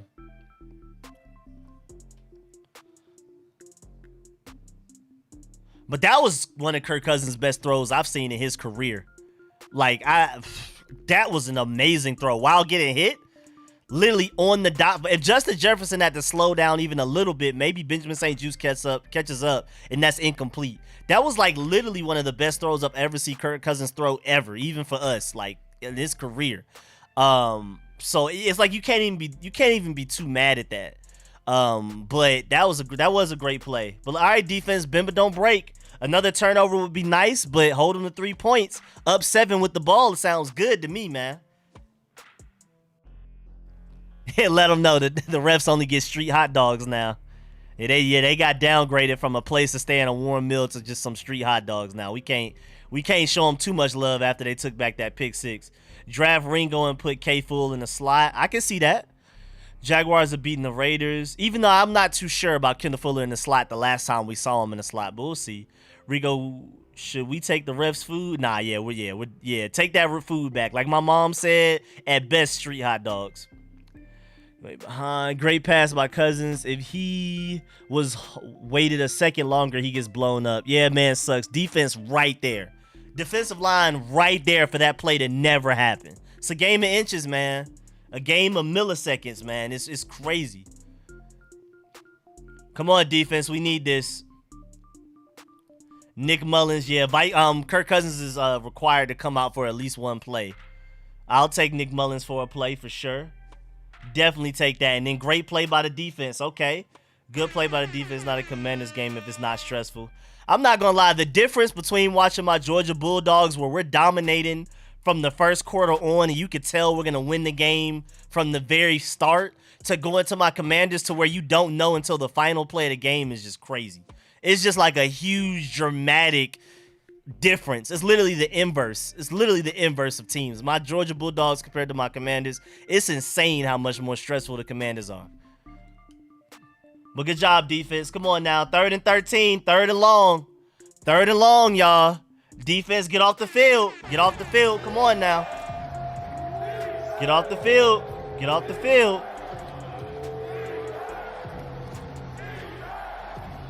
Yeah, Kirk Cousins is getting beat up, man. He's not having fun. Kirk Cousins is not having any fun right now. None. Like, literally zero. Literally, every play that he's in there, he's getting hit. Every throw, it's going to make them not want to throw the ball as much because you're getting your quarterback killed. You're getting your quarterback killed. Great play by Montez Sweat there. It's somebody different every play. So it's Deron Payne one play. Great stunt. We were not able to run stunts that efficiently last year. Our stunts have definitely gotten better. That was a great stunt. Great stunt, man. Great stunt. Wait, did they fumble? Did they fumble? Did we recover? Is that a fumble? Was that a fumble? Did the defense come up clutch? Did the defense come up clutch? What's going on? Was that a fumble or he was down? I thought he was down. Oh, and Adam Thielen's hurt as well, too. It looked like he was down to me. What was that? I think at worst it's a field goal. But Adam Thielen looks hurt. But at least I think, let me see. I thought he was down. Live, it looked down. Live, it looks down. I don't know. Good play by Cameron Curl, though. But it looked down to me live. But either way, at worst, we're giving up 3 points. So I'm not too mad. Adam Thielen hurt. Kirk Cousins getting jumped every play. I think we're straight. Yeah, good play by Cameron Curl. If he was a step quicker, a step closer, maybe he bats that down. But either way, good play. I'll take it. 17-10. I'm not mad at it. I will take that. I will definitely take that right now. Offense, we need a good drive out of y'all. We need a nice long 8-minute touchdown scoring drive to put this game away. Just like my Georgia Bulldogs are known for doing. Or even Scott Turner did against the Buccaneers last year.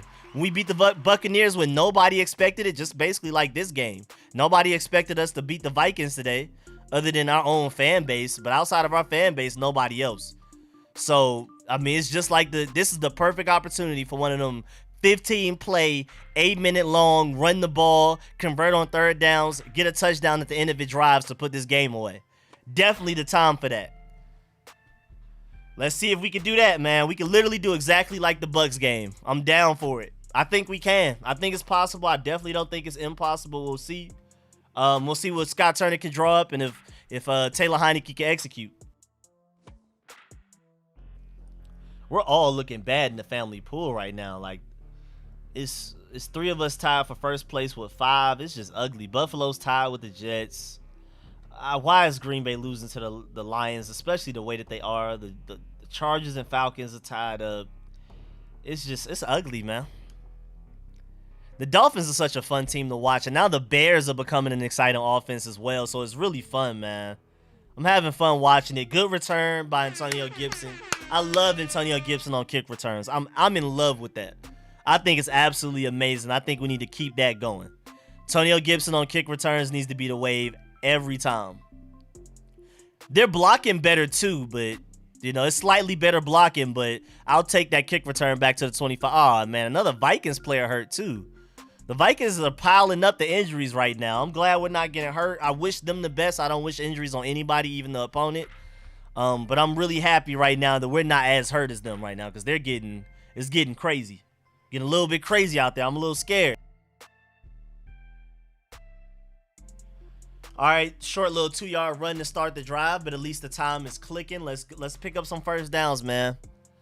Let's pick up some first downs. That's crazy. That man did the tackle on Antonio Gibson, and he got hurt. That's how strong Antonio Gibson is. he got hurt from tackling Antonio Gibson, not the other way around. That's crazy. Well, Brian Robinson made a little something out of nothing on whatever that was. Put everyone in bubble wrap. Is Cousins okay? I'm not sure, man. He's getting beat up all game. He's going to need to lay in a tub of ice for the next 24 hours after this game. They're in his face every time he throws the ball. Even when the ball is completed, he's getting hit and knocked down on the play.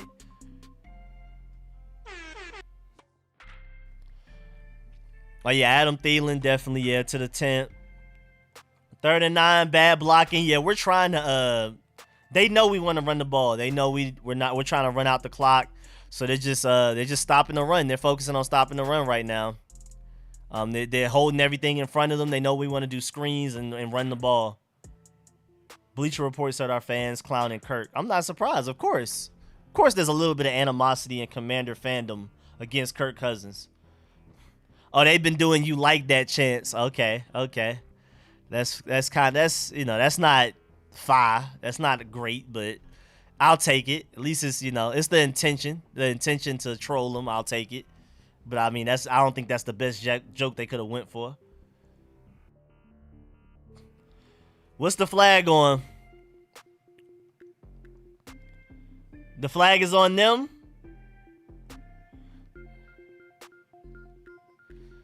Okay, I'll take it. Illegal contact. We'll take the 5 in the first. He said I'm still a Kirk fan. I'm not mad at anybody that's still a Kirk fan. But there's also, I see why a lot of people have animosity towards him. I'm neutral. I don't care. I'm indifferent. Even when Kirk was here, I wasn't happy to have him, but also didn't necessarily hate having him. I just, I'm indifferent to him. So I'm neither way. I'm in the middle. All right, man, we will take it. We will take the fresh first down. We can wipe off a little bit more time off the clock. All we did was run the ball twice and an illegal contact on the 3rd play. We've already taken off like 2 minutes of game clock. So, that's not too bad. Now, granted, it would be nice if we could run the ball for positive yardage. Bailout reps. Okay, steak and shrimp is back on the table. Yeah, let me see, man. Can we at least run the ball for positive yardage? We don't want to just, keep going backwards, man. Antonio Gibson, I'm not going to lie. You should have just ran Buddy over. That man was little. I agree. We need a field goal here. We need to go up 2 possessions. Because anything can happen. Our defense is balling out, but the Vikings are 6-1 for a reason. You know what I'm saying? All right, come on, y'all. Let's at least get a field goal on the thing. Heineke selling? I mean, are y'all surprised? Are y'all surprised at a Heineke sell? Hey, man, it is what it is, man. Defense, y'all got to get that back. I mean, a severe overthrow, actually. Like, he said no surprise here, Rico. The most severe of overthrows. I don't even know what that was. But hey, man. All right, defense. We need another bailout. Heineke. I mean, defense. We need that. All right, what you doing, Heineke? What we doing? Don't let that inner Heineke come out. Man. I hate that celebration with the bowling pin, especially the one guy left kind of wobbling. That's so stupid. And that is crazy that they are taunting us down 7 like the game is over. But that was a pretty funny celebration. I like it, but yeah, being down 7 is kind of weird. He literally just can't. It's Logan Thomas. Again, I just noticed that. Every throw to Logan Thomas has been severely overthrown today. I don't know what it is. He hates throwing to Logan Thomas. I don't know what it is, why he cannot hit one of our biggest targets on the team. It's always Logan Thomas. His 3 worst overthrows today have all been to the same person, Logan Thomas. I don't get it. I had to go through the pick twice. Oh, oh, poor mom. Packers, y'all can't be this sorry, right?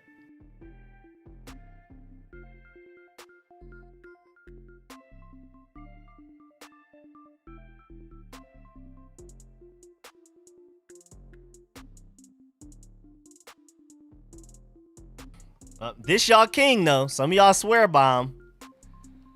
That's y'all king. We will take that, Montez Sweat. Thank you. Boy, I know Kirk Cousins is scared. To get hit that much and everything you try to do something, even when you complete a pass for a 40, 50 yard down the field pass, you're still getting blown up. You just, and they're trying to do whatever they can. They're trying to do whatever they can to slow us down by throwing little screens and stuff to slow down the pass rush, but it's not working. Up, and there they go. Touchdown to Dalvin Cook. Thanks a lot, Taylor Heinicke. This is y'all king. This is y'all king. That boy can sell a game, boy. I told you. That was a dot, though. That was great coverage by Cameron Curl. Just like the Aaron Jones play with Aaron Rodgers. Just like the Aaron Jones play with the Aaron Rodgers against the Packers. That was a straight dot. Good coverage by Cameron Curl, but just better throw and better catch, man. There's nothing you can do. Great offense is going to beat great defense every time. That was a great throw by Kirk Cousins. Kirk Cousins is having one of his best throwing games I've ever seen. I don't know why he decided to do that against us, but man, he is balling today. Kirk Cousins is balling. He's made some crazy throws today. And yeah, man, Heinicke's y'all king. Heinicke is y'all king. That's what some of y'all like. Some of y'all want more of that. Whatever that interception was, y'all want more of that. Bruh, he literally just can't get the ball to Logan Thomas. There's literally no point in keeping Logan Thomas on this team if Heinicke's your quarterback, literally. He literally just overthrows him every time. At this point, just don't throw it to him. If we're trying to win the game today, don't throw it to Logan Thomas. And I'm sorry, Logan Thomas. I know it's not your fault, but Taylor Heinicke hates you. I don't know what you did, but Taylor Heinicke hates you. So if Taylor Heinicke's going to continue to be our quarterback, Logan Thomas might as well just go ahead and run block for the rest of the game because it's no point. It's literally no point. Back to heart attack mode. He always overthrows. I just don't get it. But y'all already know where I stand with the Heinicke versus Howell thing. Y'all already know. I love Heinicke from Metro Atlanta. If anybody wants to see him be great, it's me. But he just simply doesn't have it in him. So, hey, that's y'all king. Whoever likes that this Heinicke thing, that's on y'all. I'm gonna again remind y'all. Let's go ahead and go to this statistic one more time for those of y'all in the back that didn't hear me the first time. Our offense has been terrible in this 3-game win streak. It's not because of the offense that we're winning at all. The Commanders have won their last 3 games despite only scoring 52 points in those 3 games. The fewest by an NFL team during a 3-game win streak since the Broncos in 2011. So our offense is historically bad for 3-game win streak standards. Historically bad. Literally no offense has ever been this bad on a 3-game win streak since the Broncos in 2011. Historically bad, I'm telling y'all. This y'all king, this what y'all like. This is what y'all like, though. Again, I love Heinicke. I want to see him ball out. He's from Metro Atlanta. He's from Gwinnett, but it's just not, as a Commanders fan, he's literally not it. He has a lot of luck to his side. There's a lot of luck. And I guess at this point, it's pretty much a skill because he gets lucky a lot. But it's like, man, there's no way y'all can expect this to work long term. There's no way y'all expect this to work long term because Logan Thomas was open. A really good quarterback, that's a first down. We still have the ball. We're up 17-10, moving the ball against the Vikings. But hey, this what y'all like. This y'all king. Again, I'm going to say it. This Commanders offense has been historically bad according to 3-game win streak set standards. A team hasn't been on a 3-game win streak with the offense this bad since the Broncos in 2011. And man, I love what I'm seeing from Justin Fields. I'm not liking what I'm seeing from Taylor Heinicke, but I'm so happy. Another Atlanta Metro guy that's balling out, man. My boy Justin Fields, man. Do it for Atlanta, man. Rooting for you. I mean, he was on Georgia for a little while, but that doesn't really count. I'm rooting for him because he's from Atlanta. And I'm just so happy to see Justin Fields is balling, bruh. Escaping sacks, breaking 2 tackles to get a first down on 3rd and 7, 20-yard run. He already has a 61-yard touchdown run. I know he's at least over 100 yards rushing today. I love what I'm seeing from Justin Fields. I love the fact that he's figuring it out. Because everybody's been on his head. He said, nah, Killmonger's my king. All right, come on, offense. Doug Williams, my quarterback.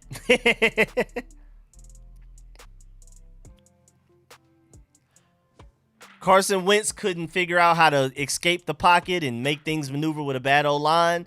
Taylor Heineke can maneuver around a bad O-line, but he can't throw the ball. And it's just, come on now. Even though that Dax Milne throw was a dot earlier, though, like a supreme dot. Like, all right, man. Joe Mixon playing Madden right now. Literally like Road to Glory, my career type stuff. Like, this ain't just regular Madden. This is like, he's the protagonist. He's the main character of his story right now type of game.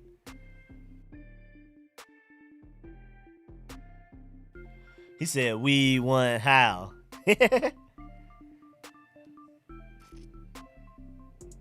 Come on, Terry, bail us out, man. We gonna need it, man. Every home game and his away game. That does suck. That does suck. It would be nice if the Commanders' home games actually mattered and affected things. Forced some false starts. Y'all saw my Georgia Bulldogs. Just the stadium alone forced 7 false starts against Tennessee yesterday. We don't get none of that. We don't get none of that from the Commanders.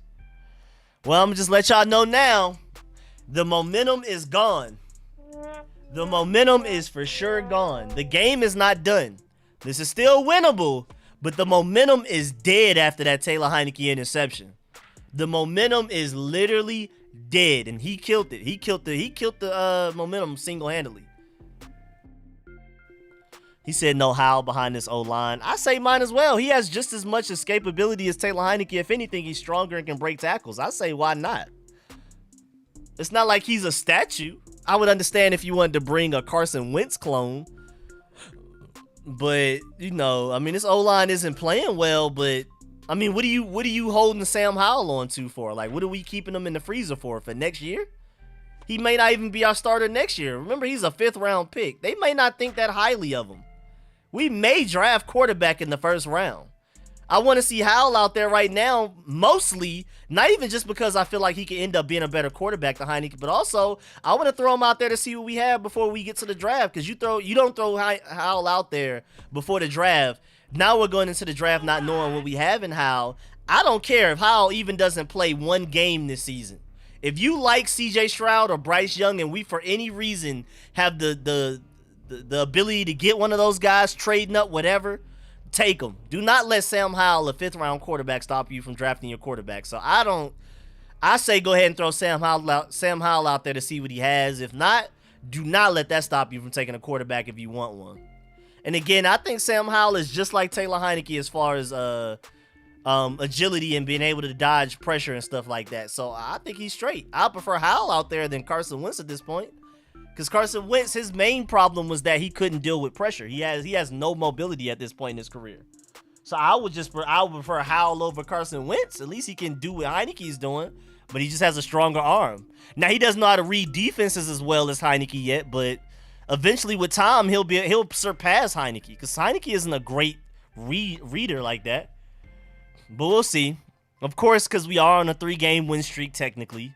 Even though a lot of stuff went right for us to end up on this 3-game win streak, people are not gonna want to bench the quarterback. Then again, we have an historically bad offense for 3-game win streak standards, but people still don't want to bench Heineke because we are on a 3-game win streak, even though it's not necessarily because of him. But it is what it is. Again, he's from Atlanta, want him to be great, but you got to see with your own eyes that it's not working out. But we'll see, man. He has the last 5 minutes of the Colts game is when he played his best football this season. So maybe the last 5 minutes of this game, he can step up and do the same thing. We'll see. But he killed this game. If we end up losing, he killed this game. We had all of the momentum. We were up 17-10 and with the ball, and he just literally handed them 7 points and the momentum. I don't think putting Howell in gives up the season, because Taylor Heineke isn't that. What is this Taylor Heineke thing that he's doing? Like, what stat, what trait, other than the players rally behind him, is what's the reason that you put Howell in going from Heineke that means we're selling the season? Because, like, what is he? Again, I'm going to read this stat again. Commanders have won their last 3 games despite only scoring 52 points. That is the worst the worst scoring output on a 3-game win streak in the NFL since 2011. Since 2011, a team hasn't been this bad on offense on a 3-game win streak since 2011. We're not on a 3-game win streak because of Heineke. So I don't understand this. You put Howell out there, you're selling the season. I literally don't understand that at all. I can see another argument, but like Heineke is not the reason we're winning these games. We're actually winning the games in spite of him for the most part. But he is clutch. So we'll see if he can clutch up this game. But, I mean, he shouldn't have to be clutch. If he played well the first 3 quarters, he wouldn't have to be so clutch in the 4th quarter anyway. So he puts us in these situations. He's putting us in these situations. But we'll see. Come on, defense, bail us out and give Heineke an opportunity to make up for that interception. I wouldn't be surprised if he goes down and wins this game for us. I wouldn't, but he is a lot of the reason why we're struggling. My boy Jordan with the donation, man. Appreciate the donation, man. Appreciate that. Big time. Love your streams. Keep it up, man. Appreciate that big time, man. Yes, sir. Yes, sir. All right, come on, defense. Bail us out. Give Taylor Heineke his chance to make up for that play, man. I believe he can do it, but again, I don't love Taylor Heineke as a long-term answer. Y'all can go ahead and ride this Heineke wave as long as you want. He gonna let you down at the worst time. Y'all just preparing yourselves for a letdown. Love him. From Atlanta, again. If anybody wants him to be great, it's me. But just as a Commanders fan, being completely objective, this is what y'all like. All right, Kirk Cousins, can you sell real quick so Heineke can get a chance to win this game for us so we can forget all of the bad he's done like we keep doing every week? Taylor Heineke makes a couple of good plays to win the game, and then we just forget all of the bad, and that's to why we only had 7 points with 5 minutes left last game. We just forget about why we only had 7 points, 5 minutes left in the 4th quarter of last game, because he'll make those really good plays at the end. So, I mean, hopefully we can get the same thing out of him right now. And it's Ron Rivera's fault we only have 1 timeout. You can blame Ron Rivera for that. Terrible clock management. That's a good play call, though. I can't be mad at the defense for that Justin Jefferson play. I mean, I could be mad at the defense right now for what's going on currently, but that was a good play call on 3rd and 1.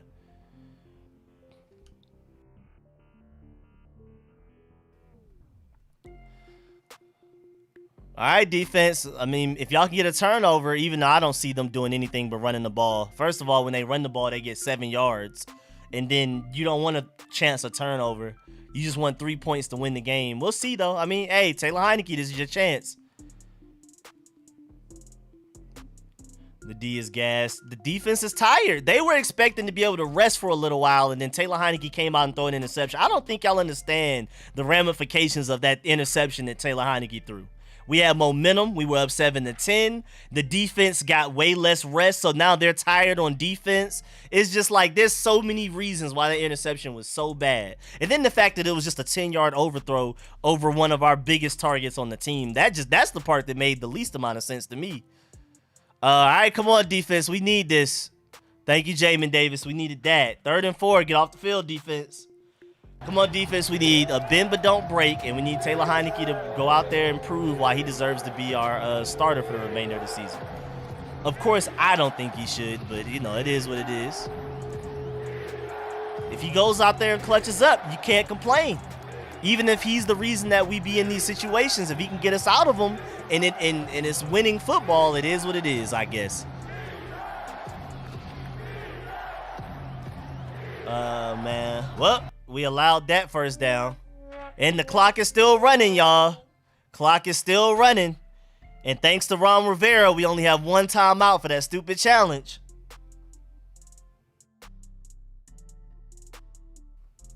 It's looking ugly for us, but you never know, man. There's still time. There's still time. There's still time.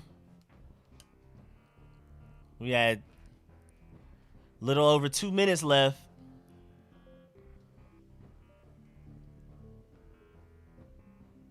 So what do we do? Do we allow them to score so we can have more time? Or do we hold them to a field goal? In my vote, you try to hold them to a field goal. But right now, the defense doesn't look capable of doing that, so I'm not sure. But I think the goal is to hold them to a field goal and see what we can do on offense with probably only like a minute and some change left on the clock. But hey, man.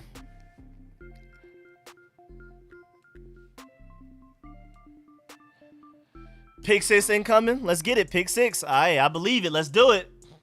Let's do it, man. Pick six incoming. Wait, so what happened in this play that you was talking about, Lyriq? Let me see. Hold on. The Chargers versus the Falcons. What happened? He fumbled. Wait, did he fumbled it back? What's going on in the Chargers game? Nah, Falcons. Y'all find a new way every day. The Falcons find a new way every day to sell. The Falcons find a new creative way to sell every time. I just don't get it. I don't even know how they just that unlucky.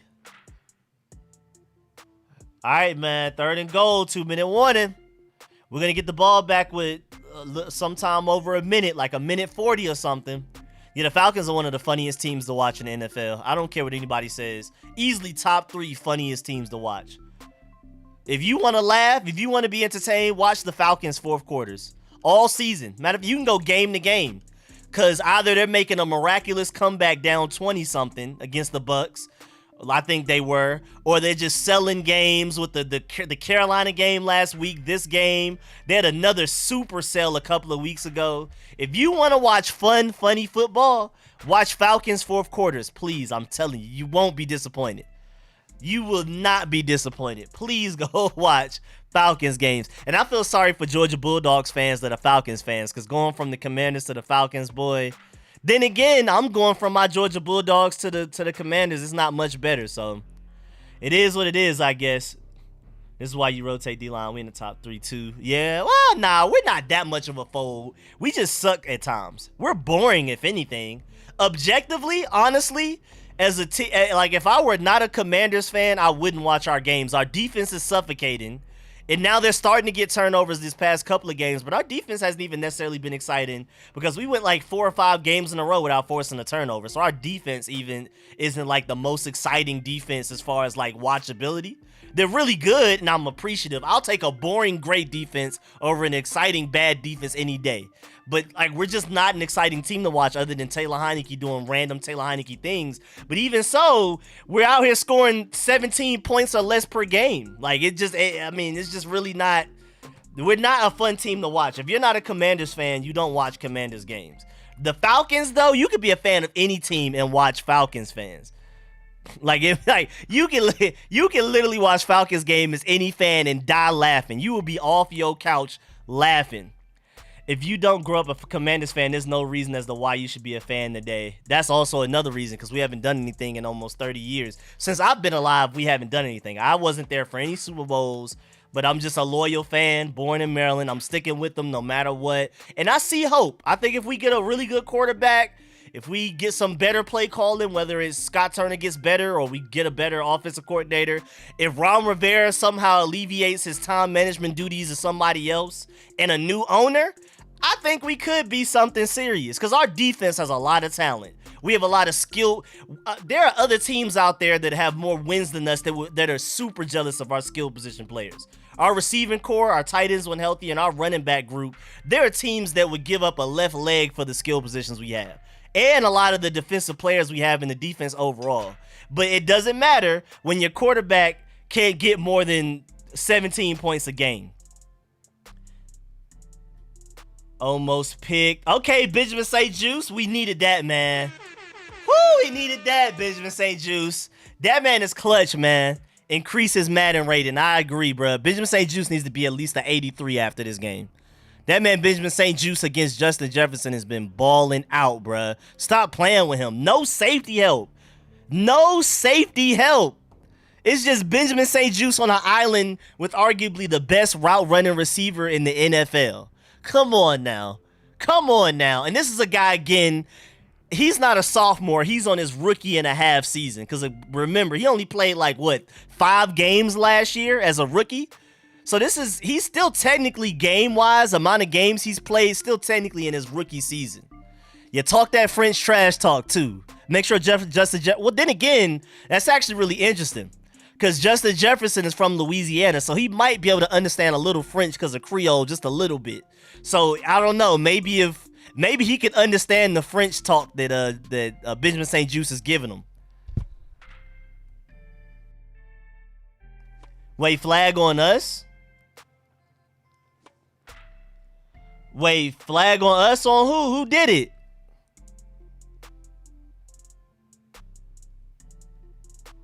Oh, yeah, don't feed them refs. Don't feed them refs. Do not feed them refs.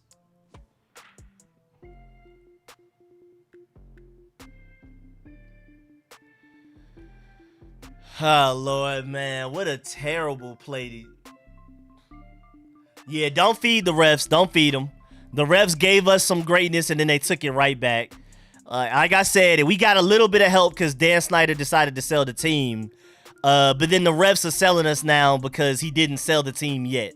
I think next football season, once the team is owned by somebody else or another group of people, wink, wink, we'll probably finally get fair calls. But right now, it was a little bit better. Today was a little bit better after Dan Snyder announced he was selling the team. But technically, Dan Snyder is still the owner, so the refs were just going to sell us eventually anyway. But now, I mean, they're just taking up time. What is going on with the Packers and the Lions? Is nobody else watching this game? This is the most chaotic, terrible, awful, Looney Tunes, wacky, what is going on game of the week between them and the Falcons. Y'all have, bro, it's been turnover after turnover after silly play after silly play. I cannot tell y'all what's going on in this Lions-Packers game. Y'all please tell me what's going on in the Lions-Packers game. Anybody, please inform me. If you have any clues, and the Jaguars are winning. Wow, they were down 17-0. Wow, that's crazy. Hey man, shouts out to Taylor Heineke, man. It's y'all king. What's going on, Commanders? What's going on? No timeouts. What are y'all doing? Like, what are we doing? It's second and goal. What are you doing? No more timeout, second and goal. What you gonna do? So they run 2 plays. We're gonna get the ball with like 40 seconds left. Imagine picking the Packers to win that. Couldn't be me. I hate football, Lyriq. I hate you and I hate football. We're gonna get the ball back maybe with like 40 seconds left, maybe if that. Justin Fields breaks Mike Vick record. Justin Fields 178 rushing yards are the most by any QB in a single game in NFL history. Yes, sir. That's Atlanta right there. Talk your talk, Justin Fields. Y'all didn't win the game, did you, though? Yeah, y'all lost by 3, but you put the team on your back. Let's go, man. Yes, sir, Justin Fields. Atlanta greatness is just so beautiful, man. We just everywhere with it. Wait till Scoot Henderson hit the NBA, bro. Y'all gonna see, man.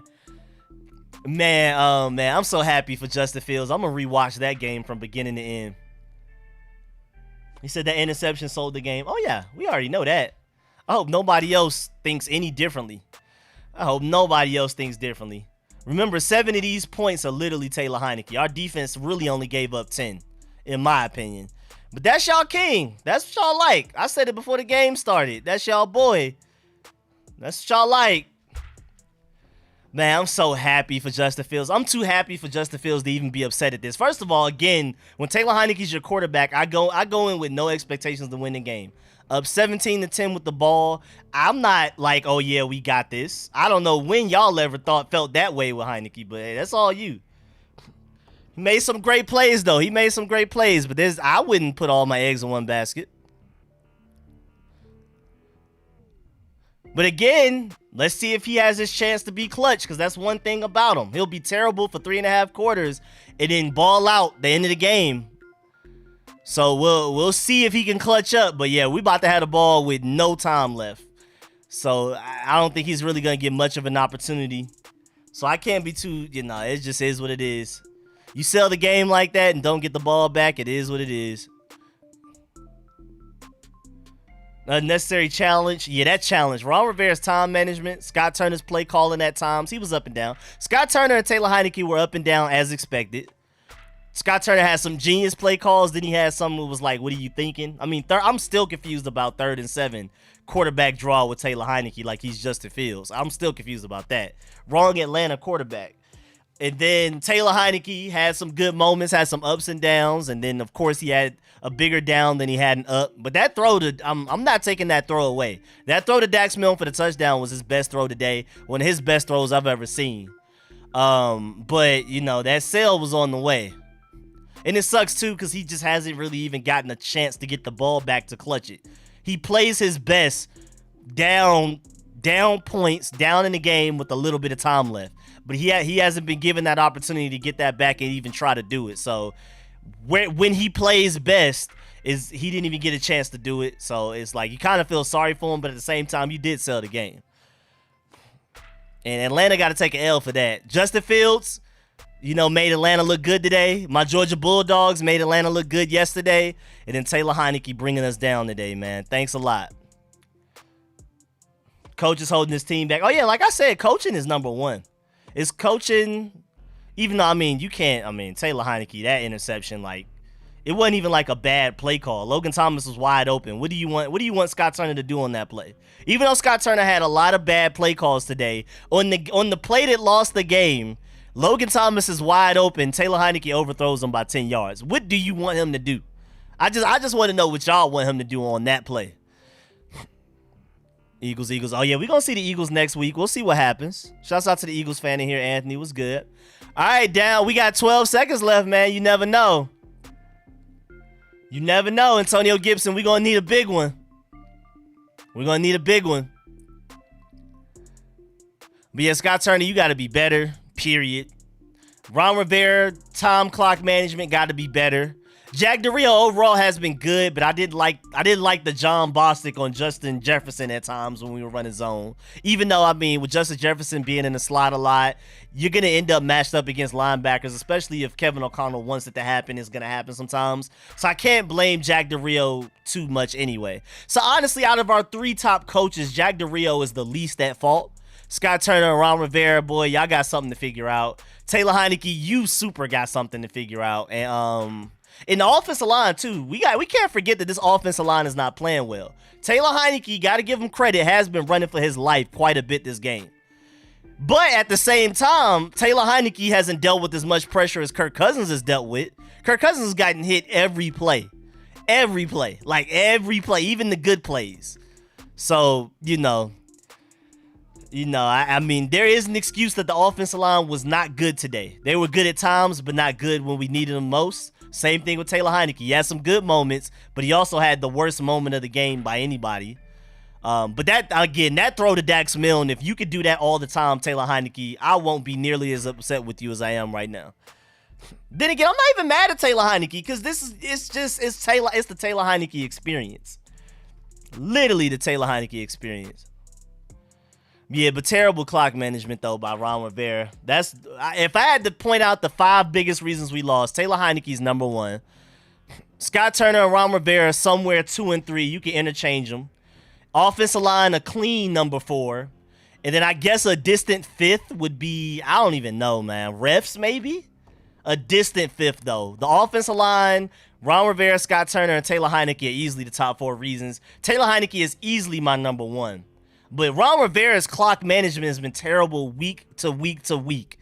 Like every week, we end up in a situation where there is going into halftime, whether it's at the end of the game, his clock management is awful. And then Scott Turner, he has like a handful of plays, like 5 plays a game, where he looks like a genius, and it looks like Andy Reid is out there coaching us. And then he has a lot of other plays where it's like, what happened? Same thing with Taylor Heinicke. He has a throw like he did to Dax Milne. He has his moments where he's escaping the pocket under pressure and throws the first down on 3rd down, where you're like, thank goodness we got him. And then he's going to have his sales. He's going to overthrow Logan Thomas 3 times today. One of them leading to the game-losing interception that literally lost us the game. Up 17-10, and you throw an interception like that is crazy. So I'm not going to say the only blame is on Taylor Heinicke, because I feel like that's a little too harsh. But this game is definitely on Taylor Heinicke. If you don't think this is on Taylor Heinicke as number 1, yeah, coaching is bad. Yeah, the offensive line is bad. But if you don't think Heinicke is the main reason we lost this game, we're not watching the same game, and I don't think we can agree on anything in sports. Plus, the refs, again, hate it. That's why the refs are a distant 5th. But hey, this y'all king. Y'all like this, so make sure y'all leave a like on the stream on the way out. I really appreciate everybody that pulled up. This is the Heinicke experience. It is what it is.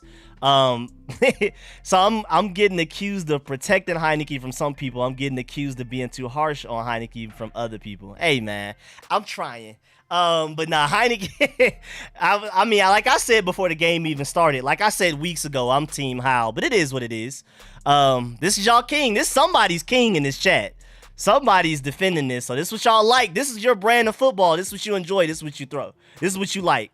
You know, if this is what you like, this is what you like. I can't, you know, I can't underestimate it. I can't knock it. This is what you like. This is what you like. It's not for me. This is not my brand of football, but that's y'all. Offense not good against the Colts to the last 5 minutes. Again, historically bad offense as far as 3-game win streaks go.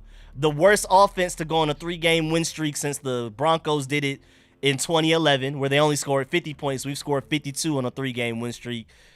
That's not sustained winning. It's not 1980 where your defense can win you games, take you to the playoffs, and win you championships. Having a great defense helps, but offense is more important. And when your offense is historically bad while on a 3-game win streak, there's no way you expect to get a longer win streak than 3.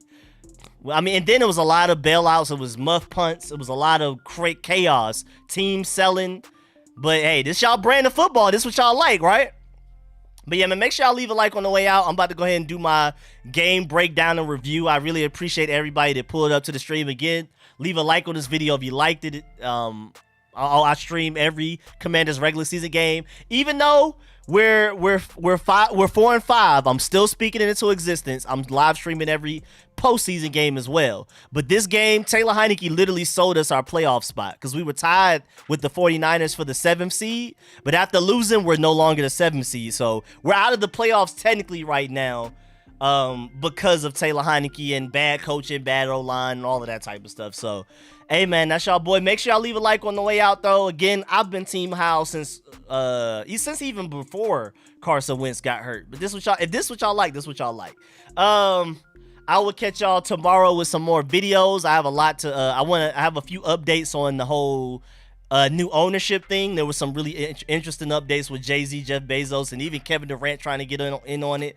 I'm about to go ahead and do my game review video. Again, make sure you leave a like on this video on the way out. I really appreciate y'all. And I will be live streaming next week, Monday night, against the Philadelphia Eagles. Hopefully we can go get that one. Hopefully Taylor Heineke doesn't sell us right there. We'll see. And man, shouts out to the Vikings fans that pulled up to the stream. I appreciate y'all too, man. I love trash talk. I love every bit of the trash talk, even if it's from opposing teams' fans. That's the environment I want to have. So he said 4-6 coming up. My boy Smokes don't have no faith, man. I mean, you never know. If Taylor Heineke doesn't sell, we should literally be 5-4. But it is what it is. But yeah, man, I appreciate y'all. I'm gonna go ahead and do this game review video right now, and I will catch y'all tomorrow with an update on the ownership and a bunch of interesting statistics, all of that. And man, I really appreciate y'all. I'll catch y'all later. Again, leave a like on the stream on the way out, and I appreciate y'all. Shouts out to everybody that donated. Shouts out to all the new channel members. I really appreciate